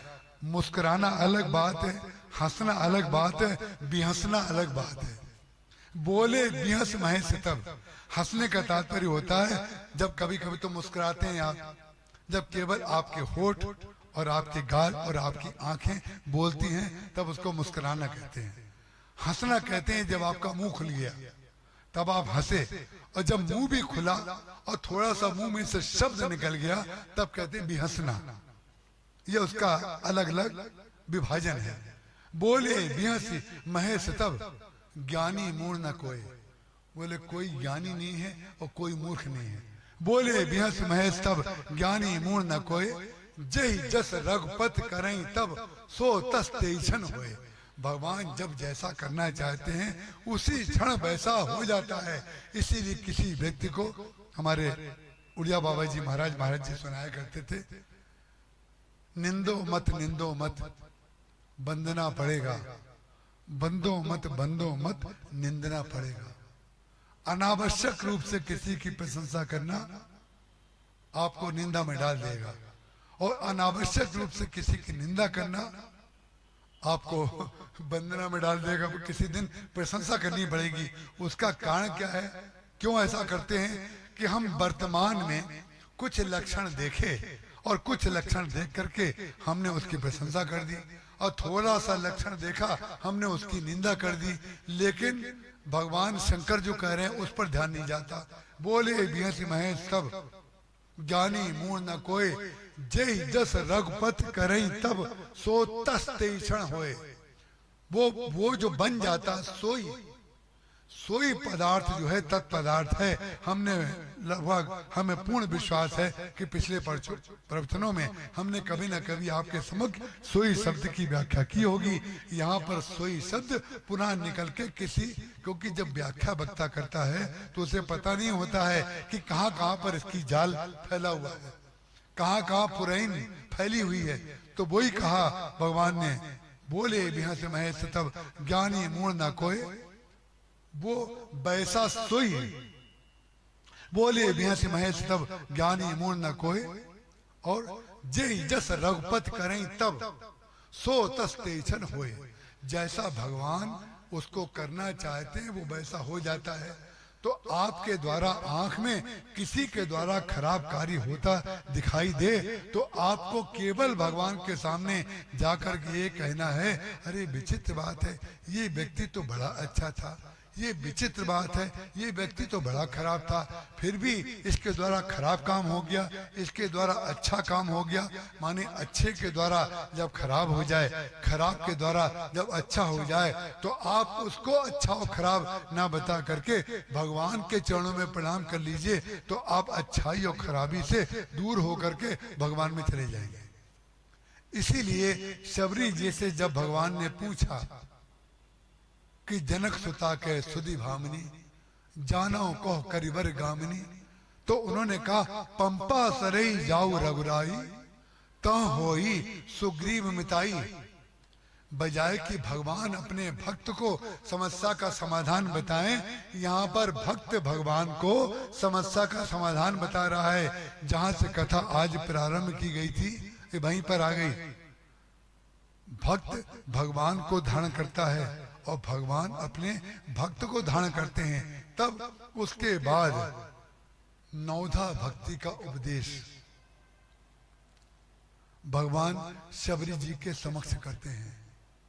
जिस भक्ति की आप परिकल्पना कर रहे हैं कि उसके द्वारा नौधा भक्ति को सिद्ध किया जाएगा, अरे नौधा भक्ति के द्वारा भी सिद्ध की जाती है। एक नौ तो पूर्णांक है और भक्ति भी पूर्ण है और भगवान भी पूर्ण है, इसलिए 9 प्रकार की भक्ति कही गई, इसलिए नौधा भक्ति उसका नाम पड़ गया। जैसे भागवत का सप्ताह होता है तो 7 भागों में उसको क्यों बनाया गया? 9 भाग क्यों नहीं कर दिए गए भागवत के? 7 ही भाग क्यों किए गए? 7 भाग इसलिए करे गए कि आप भागवत सुनने का जो परिणाम है वो 7 आवरणों को पूर्ण करके भगवान में लीन हो जाना, भगवान के चरणों में प्रेम हो जाना, ये भागवत सप्ताह है। इसीलिए आपने देखा होगा संगीत में 7 स्वर होते हैं और रंगों में भी 7 रंग होते हैं, 7 रंग 7 स्वर। और लव निमेष परमाण जुग बरस कलप सर चंड भजस न मन ते राम कहा काल जास को दंड। सोमवार से लेकर रविवार भी 7 ही होते हैं। इस 7 को हम काल ना मान करके भगवान का निमंत्रण माने, इसीलिए जो बेन के लिए गोकर्ण जी महाराज ने भागवत सप्ताह का कार्यक्रम किया था, जिसको भागवत सप्ताह करने वाले जो महात्मा प्रसंग है उसमें बड़े जोर शोर से सुनाते हैं, एक एक करके वो बांस की गांठ फूट गई। गोकर्ण जी महाराज ने उस कल्याणकारी कार्य को किया। पैदा तो गोकर्ण को होना था धुंधकारी के गर्भ से, धुंधली के गर्भ से पैदा तो होना तो गोकर्ण को, लेकिन हो गया धुंधकारी। विचित्र बात है। और धुंधली के गर्भ से धुंधकारी क्यों पैदा हो गया? अब आप उसके सूक्ष्म तत्व में जाइए। सूक्ष्म तत्व में जाएंगे तो आपको सारी श्रीमद् भागवत सतपंच चौपाई मनोहर की तरह 7 दिन में सुनने वाली भागवत आपको एक क्षण में समझ में आ जाएगी। धुंधली के गर्भ से जब गोकर्ण को पैदा होना था तो विचित्र बात है, धुंधकारी क्यों पैदा हो गया? धुंधकारी इसलिए पैदा हो गया जब दृष्टि धुंधली हो जाती है तो हम धुंधकारी को पैदा करते हैं। दृष्टि धुंधली कब होती है? जब दिन होता है तो दृष्टि धुंधली नहीं होती है। जब रात होती है तो हमें दिखाई नहीं देता है, क्योंकि अंधेरे का सहज स्वभाव है कि आंख से ना दिखाई देना, और प्रकाश का सहज स्वभाव है कि जो है वो दिखाई देगा। ये धुंधली दृष्टि कब होती है? धुंधली दृष्टि होती है संध्या काल में। संध्या काल में व्यक्ति को भ्रम हो जाता है। रज्जु में सर्प और सर्प में रज्जु का जो भ्रम होता है वो धुंधलेपन में, वो संध्या काल में होता है। इसीलिए हमारे महापुरुषों ने कहा कि संध्या काल में भगवान का भजन करना चाहिए। इसीलिए त्रिकाल संध्या की बात कही गई। संत लोग, भक्त लोग भगवान के जो हैं वो संध्या करते हैं। तो संध्या काल का तात्पर्य, हम संध्या काल में बजाय कि भ्रम की सृष्टि हो जाए, उससे ज्यादा हम जो परम सत्य है, जो भ्रम को निवारण करने वाला है, हम आंख बंद करके उसका ध्यान करें। जो हम उसका ध्यान करेंगे, स्वयं प्रकाश रूप दिन राती, नहीं कछु चाहिए दिया घृत बाती। जो भक्ति हमारे हृदय में आ जाएगी, उसके बाद कोई भक्ति के लिए कोई दिया नहीं चाहिए, कोई रुई नहीं चाहिए, कोई बत्ती नहीं चाहिए, कोई घी नहीं चाहिए, कोई माचिस नहीं चाहिए। स्वयं आपके अंदर वो प्रकाश हो जाएगा। तो जो धुंधलापन है, ये धुंधलापन जो है मिटाने के नाम पर भागवतें चल रही है। धन्य है भैया, हम धुंधकारी को बहुत बहुत धन्यवाद देते हैं कि आप आ गए। तो कई बार मैं व्यंग में, क्षमा करिएगा, मैं व्यंग में ये कहा करता हूं कि विचित्र बात है, कहीं कोई उसका अन्यथा अर्थ ना ले ले। बात तो मैं केवल व्याख्या कर रहा हूं, और व्याख्या का तात्पर्य भगवान में निष्ठ करना है। हम लोग अपने पुरखों के लिए श्रीमद् भागवत का पारायण कर रहे हैं। और सोचो कितना रिस्क ले रहा हूं मैं कह करके। ओम प्रकाश जी महाराज कलकत्ता में आएंगे कि नहीं आएंगे? अगर किसी काम से भी चलेगा तो भी मेरा गला सूख जाएगा। संजोग से अगर कल उनको ना आना हुआ तो मैं यही अर्थ लूंगा कि ये लगता है बुरा मान गए। लेकिन बात बुरा, अरे आप जैसे लोग कहाँ बुरा मानेंगे? बुराई से जो ऊपर उठ गया क्या वो बुरा मानेगा? जो बुराई में डूबा है वो बुरा मानता है।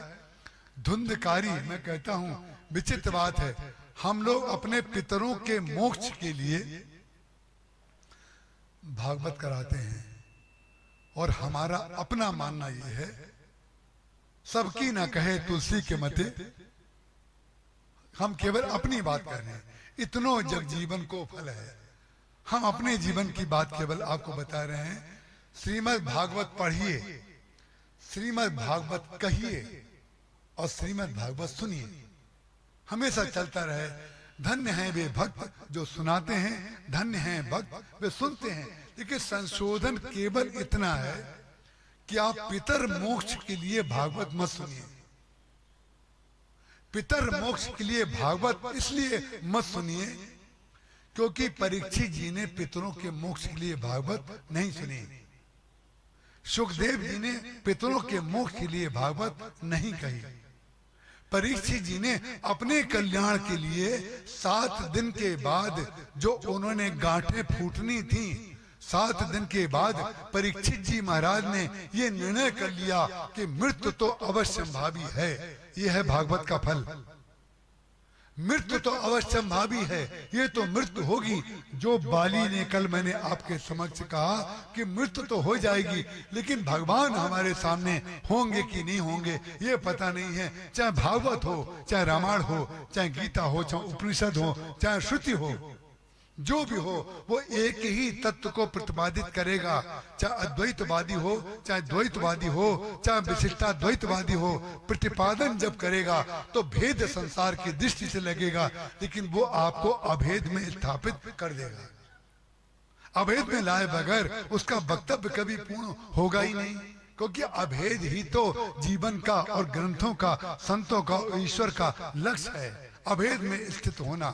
तो जो हम भागवत पढ़ते हैं, जो भागवत सुनते हैं, जो भागवत कराना चाहते हैं और करते हैं, उसका उद्देश्य जो है वो पितरों की मोक्ष नहीं है। पितरों का मोक्ष कह करके हम ये सिद्ध कर देते हैं कि हमने कोई अपराध नहीं किया है, अपराधी तो हमारे पितर थे। बोलो, कोई अगर इसको काटे तो हाथ उठा दे। अब तो हम श्रोताओं के बीच बोल रहे हैं, कोई ये कह दे आप अपने पितरों को मोक्ष का अधिकारी मानते हैं कि नहीं? आप अपने पितरों को मोक्ष का अधिकारी मानते हैं?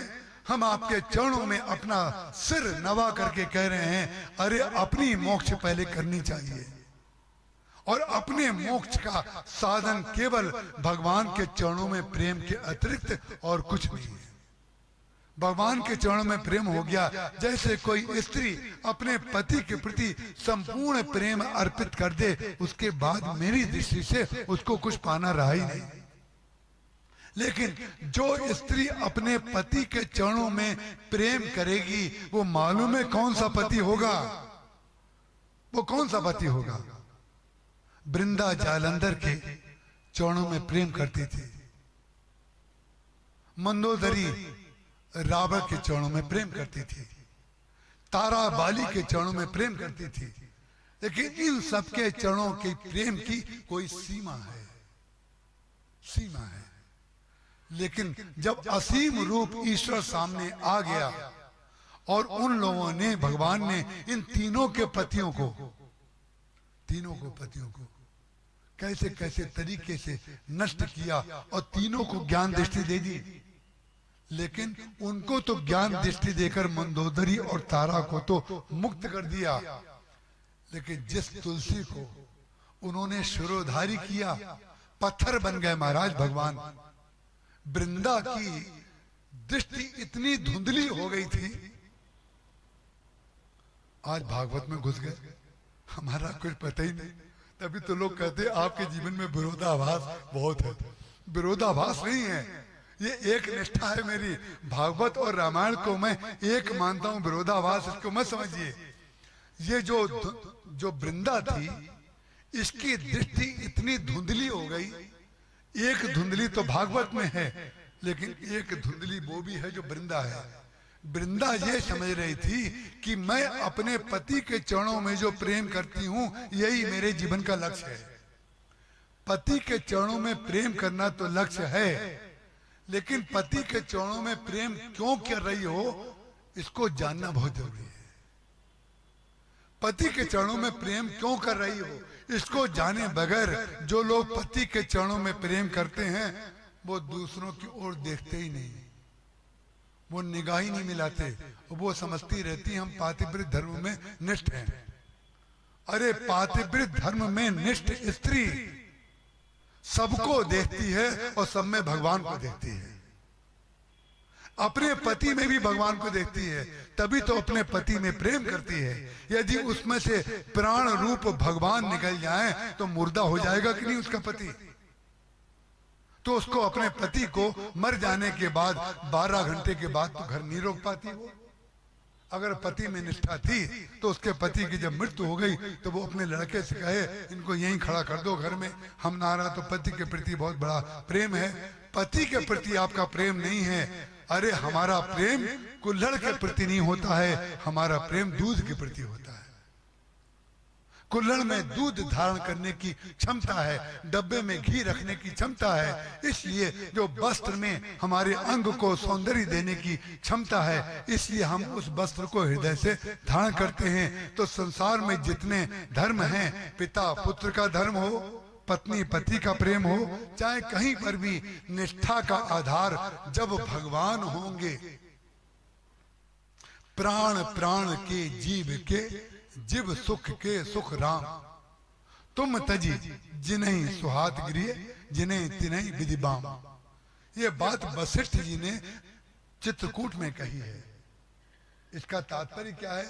बोले जिसमें प्राण दिखाई दे रहा है वो जिंदा नहीं है, वो जिंदा इसलिए है कि उसमें प्राण रूप ईश्वर है, बस इसीलिए जिंदा है। हम इसलिए बोल रहे हैं क्योंकि ईश्वर बोल रहा है, और आप इसलिए सुन रहे हैं क्योंकि ईश्वर सुन रहा है। हमको और आपको ईश्वर के प्रति इस तरीके से निष्ठ होना चाहिए। तो वृंदा के पातिव्रत धर्म का लाभ, गांधारी की पट्टी का लाभ, जो गांधारी धृतराष्ट्र के प्रति पातिव्रत धर्म का पालन करती है। जब उसके 99 पुत्र मर गए, मृत्यु हो गई युद्ध में, अंत में दुर्योधन बचा। जब दुर्योधन बचा तो उसके बाद उसको लगा जब 99 मर गए तो सौम्य को तो हम बचा नहीं पाएंगे, लेकिन सौम्य को बचा तो नहीं पाएंगे, लेकिन बचाने की इच्छा तो रखेंगे, इच्छा तो रखेंगे।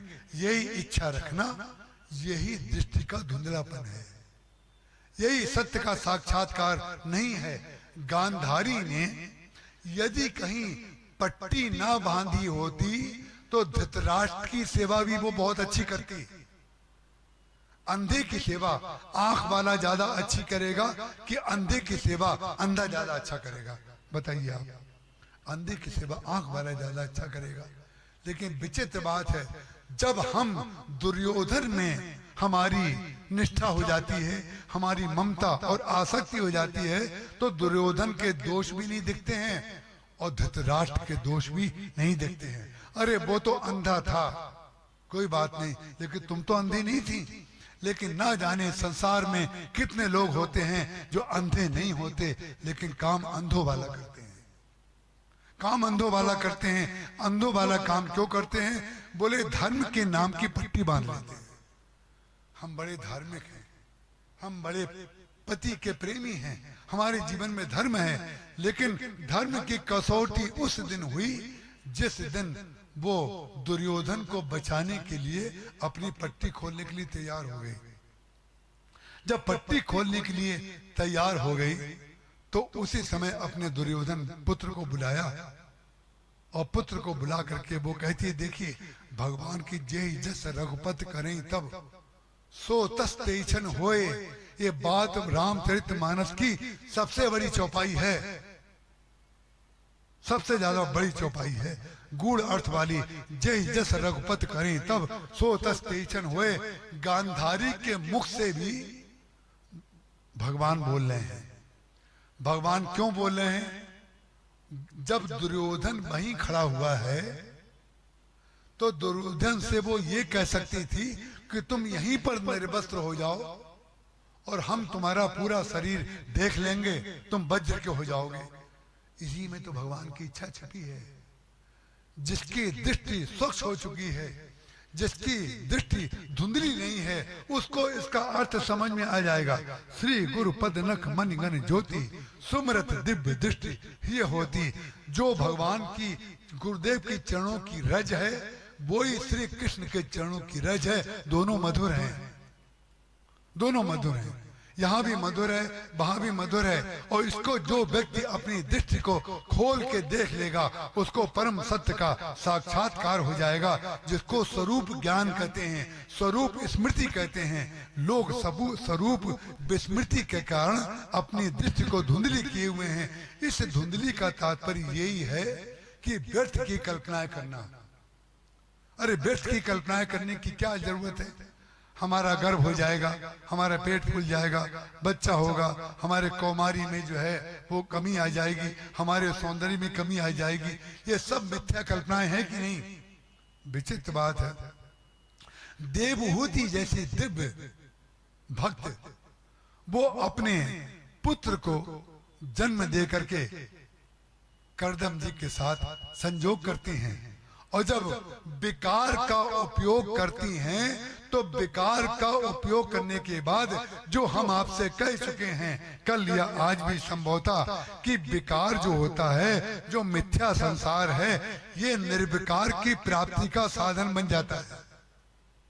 करदम जी और देवहूति जी का जो संपर्क है वो निर्विकार को जन्म देने में साधन बना कि नहीं बना? कपिल का जो जन्म हुआ, भगवान कपिल ने अपनी माँ को उपदेश करके अपनी माँ को शरीर से ऊपर उठा दिया। ग्रंथों को ध्यान से पढ़ना चाहिए और सप्ताह को ध्यान से सुनना चाहिए, और पढ़ करके उसको सुन करके हृदय में धारण करना चाहिए कि 7 दिन में बात क्या की जा रही है। 7 दिन में जो बात की गई वो सप्ताह वर्ण से ऊपर होने की बात कही गई। बोले मन बुद्धि चित्त अहंकार अहम तत्व, ये सबसे ऊपर उठ करके हम उस सत्य स्वरूप में चले जाएं, केवल जहाँ चंद्रमा का प्रकाश और जहाँ पर सूर्य का प्रकाश नहीं पहुंच सकता है, और जहाँ से जा करके व्यक्ति यद गत्वा न निवर्तन्ते तद धाम परमम मम। गीता में जो भगवान कृष्ण ने अर्जुन को यही तो उपदेश दिया, मैं तुझको उस बात की ओर ले जा रहा हूँ, वहां ले जा रहा हूँ जहाँ सूर्य और चंद्रमा का भी प्रवेश नहीं है। यही सप्तावर्ण है, यही भगवान के चरणों में प्रेम है। और जब आपका प्रेम भगवान के चरणों में होता है तो 7 आवरणों की गांठें धीरे धीरे टूटती जाती हैं। ये आवरण कौन से हैं? ये आवरण जो हैं मान्यताओं के आवरण हैं। ये मान्यताओं के आवरण सत्संग में टूटते हैं। गुरु की कृपा से हम जो माने बैठे हैं, संसार में आपने जिन मान्यताओं और जिन ज्ञान के कारण जो कुर्सी जो स्थान प्राप्त किया है वो मिथ्या है, वो एक दिन नहीं रहेगा। लेकिन श्रीमद् भागवत के द्वारा या रामचरितमानस के द्वारा जो 7 गांठें तोड़ी जाएंगी वो सत्य हैं, वो परम सत्य हैं। उसका कारण क्या है? उसको सुनने के बाद आपकी निष्ठा भगवान के चरणों में हो जाएगी। इसीलिए उन दोनों को तो ज्ञान दृष्टि दी, लेकिन वृंदा ने बहुत जबरदस्त नाराज हुई। वृंदा भगवान के ऊपर वृंदा जब नाराज हुई, उसने कहा जाओ मैं तुम्हें शाप देती हूँ। क्या शाप देती हो? जय जस रघुपति करे तब सो तस तेजन होए। भगवान वो ही श्राप दिलाना चाहते थे और वो ही श्राप उसने दिया, और वही कार्य भगवान गांधारी से करवाना चाहते थे। उससे कह सकती थी गांधारी कि तुम अभी कपड़े उतार दो और मैं तुमको दृष्ट पट्टी खोल करके देख लूंगी, लेकिन भगवान अपने बीच में कोई भक्त को तो लाएंगे ना, अपना कार्य कराने के लिए कोई ना कोई उपादान। काकभूषणी जी गरुड़ जी के भी बीच में नारद जी महाराज हैं, और यहाँ पर भी नारद जी जब ये जा रहा था कपड़े उतारने के लिए, नारद जी बीच में, अरे तुम कहाँ जा रहे हो? बोले माँ की आज्ञा का पालन। अरे वाह, माँ की आज्ञा का पालन? अरे माँ की आज्ञा का पालन तो कर रहे हो, लेकिन माँ की आज्ञा मरवाएगी कि जिलाएगी? पहले ये तो पता कर लो भाई कि माँ की आज्ञा का पालन कर रहे हो, बड़े माता पिता के भक्त बन गए। अरे भक्ति की पहले व्याख्या तो सुनो, भक्ति की आज्ञा क्या होती है। नारद जी ने कहा माँ के सामने, बोले माँ ने कहा है कपड़े उतार दीजिए, तुम्हारा शरीर वज्र का कर देंगे। नारद जी ने सोचा भगवान के संकल्प को काटने की क्षमता किसी माँ में हो सकती है क्या? माँ में केवल अपने सौभाग्य को बचाने के अतिरिक्त और कोई क्षमता नहीं हो सकती है, लेकिन वो भी उतने दिन तक जितने दिन तक भगवान की इच्छा भी वही है, तब उतने दिन तक अपने पति देव को रखेगी। उसके बाद किसी मम्मी की नहीं चलेगी, उसके बाद तो जो ईश्वर चाहता है वो ही होता है। उन्होंने कहा अरे माँ के सामने नंगे होकर के जाओगे, ये उचित नहीं है, कम से कम कमर में एक वस्त्र तो लपेट लो। उसने कमर में एक वस्त्र लपेट लिया। हमारे महाराज जी राम किंकर जी महाराज ने इसकी बहुत बढ़िया व्याख्या की। बोले यही है हरि इच्छा की पट्टी, हरि कृपा का वस्त्र भगवान ने द्रौपदी को दे दिया, और हरि इच्छा का वस्त्र भगवान ने दुर्योधन को दे दिया। दुर्योधन ने हरि इच्छा का वस्त्र लपेट लिया, और जो ही गांधारी के पास कटी वस्त्र पहन करके गया, गांधारी ने पूछा बेटा तूने वस्त्र उतार लिए? इसने कहा हाँ महाराज, माँ वस्त्र उतार लिए। और बस उसने जो ही पट्टी खोली, उसका सारा शरीर वज्र का हो गया।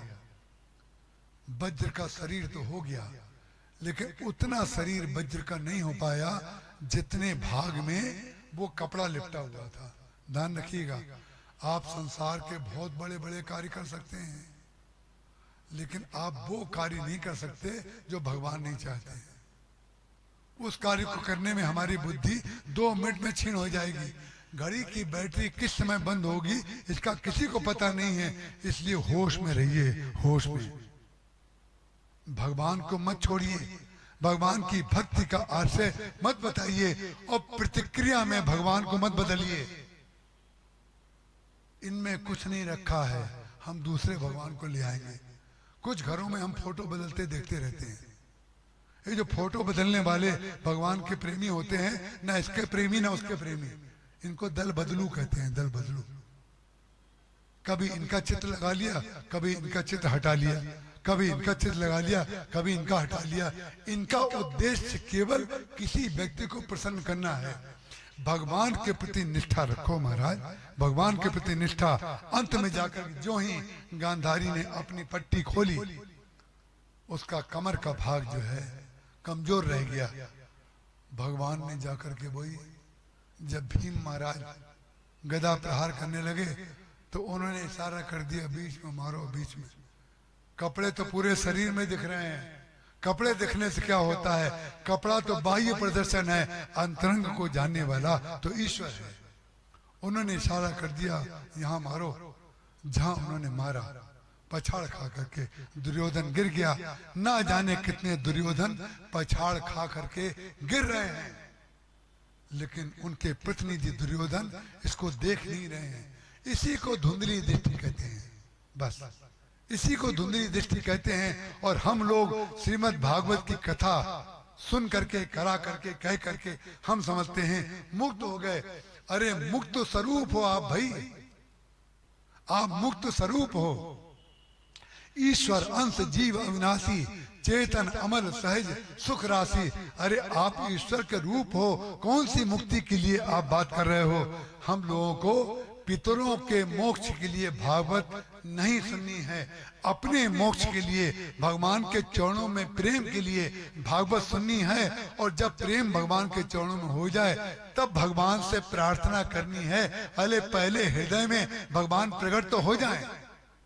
जब हृदय में भगवान प्रकट हो जाए, कोई अपना प्रेमास्पद सामने आ जाए, तभी तो आप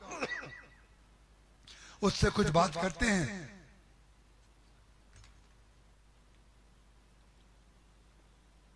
जब भगवान प्रकट हो जाएंगे तब आप उनसे कहिए, प्रभु देखिए केवट ने अपने पुरखों को पार किया कि नहीं, सब बात रामायण से सिद्ध करके दिखाएंगे, ताकि आपको ऐसा ना लगे कि आपने अपने मनमानी व्याख्या भागवत की कर दी।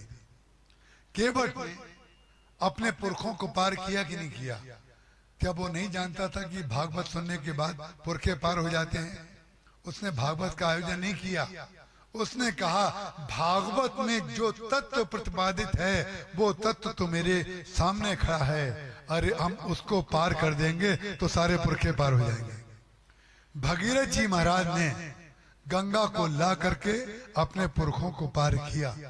पुरखों को पार करने का साधन जिन लोगों ने 7 खंडों को मान लिया है, ये धुंधली दृष्टि है। जो सत्य दृष्टि है, जो सत्य दृष्टि है वो ये है मात्र केवल भगवान के चरणों में प्रेम के लिए 7 आवरणों से पार हो जाइए। लव निमेष परमाण जुब बरस कलब सरचंड भजस नमनते राम का काल जासु को दंड। ये सोमवार, मंगलवार, बुधवार, शुक्रवार, बुधवार, बृहस्पतिवार, शुक्रवार, शनिवार और रविवार, ये सब के सब ये गांठें हैं। ये हमको याद दिला रही हैं संसार के जितने लोग आए इन्हीं 7 दिनों में आए, और जितने लोग गए इन्हीं 7 दिनों में गए। आपको इन 7 से ऊपर उठना है। इन 7 से ऊपर कैसे उठा जाए? हर बांस के, हर गन्ने के बीच में आपने देखा होगा बांस जो खड़ा रहता है वो मालूम क्यों खड़ा रहता है? कि बांस के बीच बीच में एक गांठ होती है। इन्हीं गांठों से आपको ऊपर उठ जाना है।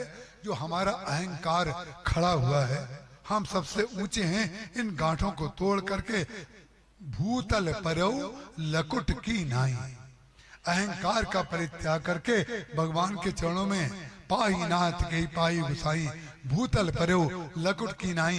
भरत जी महाराज जब भगवान के चरणों में चित्रकूट गए तो जाने के बाद गोस्वामी तुलसीदास जी महाराज कहते हैं वो बांस की तरह खड़े नहीं रहे, वो सप्ताह से पार हो गए। बोले भूतल परौ लकुट की नाई, वो लकड़ी की तरह नीचे गिर गए। क्यों नीचे गिर गए? बोले 7 आवरणों से ऊपर चले गए। 7 आवरणों से ऊपर कैसे चले गए? बोले को कछु कही न को कछु पूछा, प्रेम भरा मन गति अति छूछा। बोले प्रेम जब भर गया तो गांठ बचेगी कहाँ? जब हमारे आपके बीच में प्रेम हो जाएगा तो ग्रंथि से निवारण हो जाएगा कि नहीं? जितनी ग्रंथियां हमने या आपने पाल रखी हैं, हम आपके चरणों में प्रणाम करके इस बात को बार बार कहना चाहते हैं, इन ग्रंथियों से मुक्त हो जाइए, परम तत्व में स्थित हो जाइए। गुरु आपके चरणों में, आपके दरवाजे पर आकर के पुकार पुकार करके कह रहा है कि आप ग्रंथि से मुक्त हो जाइए। हम आपको हृदय से लगाने के लिए तैयार हैं। ये है भक्ति भगवान की। केवट जो है भगवान के चरणों को धो करके भगवान को भी पार कर देता है, अपने पुरखों को भी पार कर देता है। और इतने अधिकार पूर्वक भरत जी महाराज से कहता है। जब भरत जी महाराज उसको मिले तो उसने कहा कपटी, कायर, कुमति, कुजाति, लोक वेद बाहर सब भांति। हमको लोगों ने कपटी कहा, कायर कहा, कुजाति कहा। ये संसार के लोग जिसको कपटी कहते हैं, एक जिसको कायर कहते हैं, ये जिसको नीची जात वाला कहते हैं, इनको नीच और ऊंच का भान ही नहीं है। वो लोग नीच ऊंच की बातें किया करते हैं। जिसको सब में भगवान दिखाई दे रहे हैं तो भगवान को केवट में जाति नहीं दिखाई दे रही थी क्या? क्या भगवान को शबरी में जाति नहीं दिखाई दे रही थी क्या? क्या उनके आंख में कोई पट्टी बंधी थी? नहीं, भगवान की आंख में कोई जाति होती नहीं है। भक्त की दृष्टि में कोई जाति नहीं होती है और गुरु की दृष्टि में कोई जाति नहीं होती है। भक्ति, भक्त, भगवंत, गुरु, चतुर नाम बप एक, इन चारों के अंदर कोई जाति भेद नहीं होता है। केवट ने वही किया, भगीरथ जी महाराज ने वही किया। ये जो धुंधकारी ये धुंधकारी ने भागवत का बड़ा प्रचार किया, हम उसको बहुत बहुत प्रणाम। अरे भाई, किसी के कारण भी अगर अच्छा कार्य हो तो उसको प्रणाम तो करना चाहिए। हम धुंधकारी को बहुत बहुत प्रणाम करते हैं कि तुम ऐसे निकल गए। लेकिन विचित्र बात है, धुंधकारी का कल्याण का कारण गोकर्ण बने। जो धुंधली के पेट से जिनको जन्म होना था वो गाय के पेट से जन्म लेते हैं। गाय का तात्पर्य होता है श्रद्धा। जो श्रद्धा में से जन्म लेता है वो अपने लिए नहीं, गोकर्ण जी ने अपने पुरखों के लिए भागवत नहीं कराई, गोकर्ण जी ने केवल धुंधकारी के लिए भागवत कराई। हम कृपा करके अपने पुरखों को धुंधकारी बनाने का कार्य ना करें। हम अपने कल्याण के लिए, भगवान के चरणों में प्रीति के लिए भागवत सुने, भागवत कहें और भागवत करवाएं। और जब भगवान हमारे सामने, जैसे प्रहलाद जी के सामने, भागवत की ही कथा है, जैसे प्रहलाद जी के लिए भगवान प्रकट हुए, उन्होंने हिरण्यकश्यप का वध करने के लिए, क्योंकि पाए के अंदर आ चुके थे और आने के बाद वो मार्ग खोज रहे थे, मैं किधर से निकलूं। जब अतिशय हो गया, जैसे कहते हैं नाक के ऊपर पानी चढ़ गया, तो अंत में जैसे गांधारी के मुख से भगवान निकले, ऐसे ही हिरण्यकश्यप के मुंह से भगवान निकले। उसने प्रहलाद जी से पूछ लिया कि तेरा भगवान इस खंबे में भी है क्या? उन्होंने कहा, पिताजी हमने तो आपको कहा कि सचराचर में जितना संसार है सब जगह मेरा राम या मेरा नारायण ही परिव्याप्त है, आप बार बार मुझसे क्यों पूछ रहे हैं? तो बोले निकाल के दिखा। तो जो ही उसने खंबे पर प्रहार किया तो उस समय भगवान हिरण्यकश्यप बन करके, नरसिंह भगवान बन करके वहां प्रकट हो गए। नरसिंह भगवान बन करके जब वो प्रकट हुए तो इतना गुस्सा उनकी आंखों में था। भगवान कभी गुस्सा कर सकते हैं क्या? बोले नहीं। जो अपराध भगत कर करई, राम रोष पावक सो जरई। तो भगवान ने ना अंदर मारा, ना बाहर मारा, ना मनुष्य ने मारा, ना पशु ने मारा, ना रोशनी में मारा, ना अंधेरे में मारा। कहाँ मारा? जो उसकी दृष्टि धुंधली हो गई थी उसी जगह उन्होंने प्रहार किया। जो दृष्टि धुंधली हो गई थी उसको उन्होंने प्रकाशित कर दिया। जब उसको फाड़ दिया, उसको मध्य से, ये हृदय प्रदेश जो है ना, इसी को मध्य प्रदेश कहते हैं। आप लोग इस समय मध्य प्रदेश में बैठे हैं, बैठे हैं कि नहीं? आप लोग हृदय प्रदेश में बैठे हैं। जब कथा सुन रहे हैं तो आप मध्य प्रदेश में बैठे हुए हैं। भगवान ने मध्य प्रदेश में अपने आप को प्रकट कर दिया। उन्होंने मारने के बाद जब गुस्सा उनका समाप्त नहीं हो रहा था, कोई भगवान के गुस्से को समाप्त होने में असमर्थ थे, तो भगवान के गुस्से को समाप्त करने का कार्य किसने किया? भक्त प्रहलाद ने किया। जिसकी दृष्टि धुंधली नहीं है वो भगवान के पास गया, क्योंकि प्रेमास्पद का गुस्सा प्रेमी ही समाप्त कर सकता है और प्रेमी का गुस्सा प्रेमास्पद समाप्त कर सकता है, क्योंकि दोनों का हृदय एक होता है। तो उन्होंने कहा, जब पास में चले गए प्रहलाद जी महाराज भगवान के गोद में सट गए जाकर के, तो भगवान ने कहा तुम क्या चाहते हो, वरदान मांग लो। तो उन्होंने ये नहीं कहा हमारे नाती हो जाए, पोता हो जाए। यद्यपि नाती पोता हुआ, नाती पोता तो हुआ, अरे बाली उन्हीं का तो नाती है, सब कुछ हुआ उनके घर में। लेकिन भक्त के घर में सब कुछ होता है, लेकिन भक्त भगवान से वो मांगता नहीं है, मांगता संसारी व्यक्ति है। यही अंतर दोनों में है। भक्त प्रहलाद के यहाँ सब कुछ हुआ, अरे उसका तो ऐसा नाती हुआ जिसके दरबान बन गए भगवान महाराज। अरे भाई, जो नाती जिसके बाबा प्रहलाद थे, जो हमारे इतने भक्त थे, तो तुम्हारे घर के सामने हम दरबान बनने को तैयार हैं। जय और विजय, भले ही रावण कुंभकर्ण बन गए हों, लेकिन भगवान ने कहा हम अपने भक्त के यहाँ दरबान बनने को तैयार हैं। ये भगवान की भक्त बत्सलता है, ये भगवान की करुणा है, ये भगवान की कृपा है। तो उन्होंने जब उसको फाड़ा तब पूछा प्रहलाद से क्या चाहते हो? उन्होंने कहा प्रभु, यदि आपकी कृपा मेरे ऊपर है तो कृपा करके इनकी दृष्टि का जो धुंधलापन है बस इसको दूर कर दीजिए। इनके अंदर जो पाप है, इनके अंदर जो आपके प्रति द्वेष है, और आपके प्रति द्वेष क्यों है? संत और भगवान, सत्संग और भक्ति के प्रति द्वेष अगर है तो भगवान का भक्त आपके लिए भगवान से केवल एक ही चीज मांगता है कि इनकी दृष्टि परिशुद्ध हो जाए, इनको आप में और अपने में भेद ना लगे। इसीलिए भगवान ने जिन जिन राक्षसों को मारा उनको मार करके कहीं गड्ढे में नहीं डाला, कहीं जलाने का प्रबंध नहीं किया। उन्होंने सारे राक्षसों को मार करके अपने अंदर विलीन कर लिया। तो भगवान इतने करुणामय हैं कि आपको समाप्त करके भी आपका द्वेष निकाल देंगे, आपके अंदर से बुराई निकाल देंगे और आपका जो सत स्वरूप है उसको अपने अंदर धारण कर लेंगे, क्योंकि सत मात्र ईश्वर है और कोई है ही नहीं। वो जानते हैं चांदी तो चांदी में ही जाएगी ना, वायु वायु में जाएगी, पृथ्वी पृथ्वी में जाएगी, आकाश आकाश में जाएगा, सूर्य सूर्य में जाएगा। कोई जो जितने पंच तत्व हैं वो पंच तत्व एक ही होते हैं, और पंच तत्व का जो अधिष्ठान स्वरूप ईश्वर है वो भक्ति स्वरूप श्री राम हैं, श्री कृष्ण हैं। उनसे अद्वैत भाव हमें बनाए रखना है।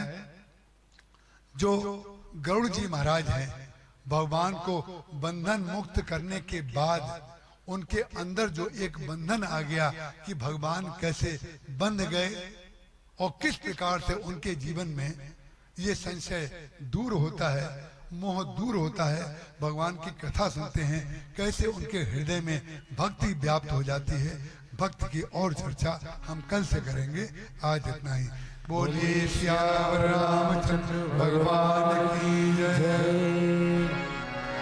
राम राम राम सीता राम राम राम राम राम सीता राम राम राम राम राम सीता राम राम राम राम सीता राम राम राम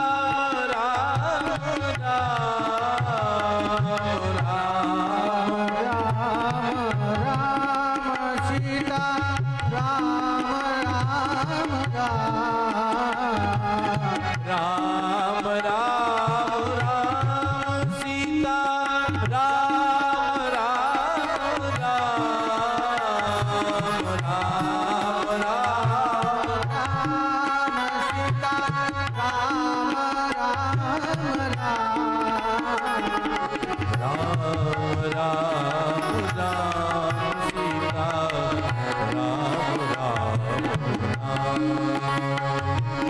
राम राम राम सीता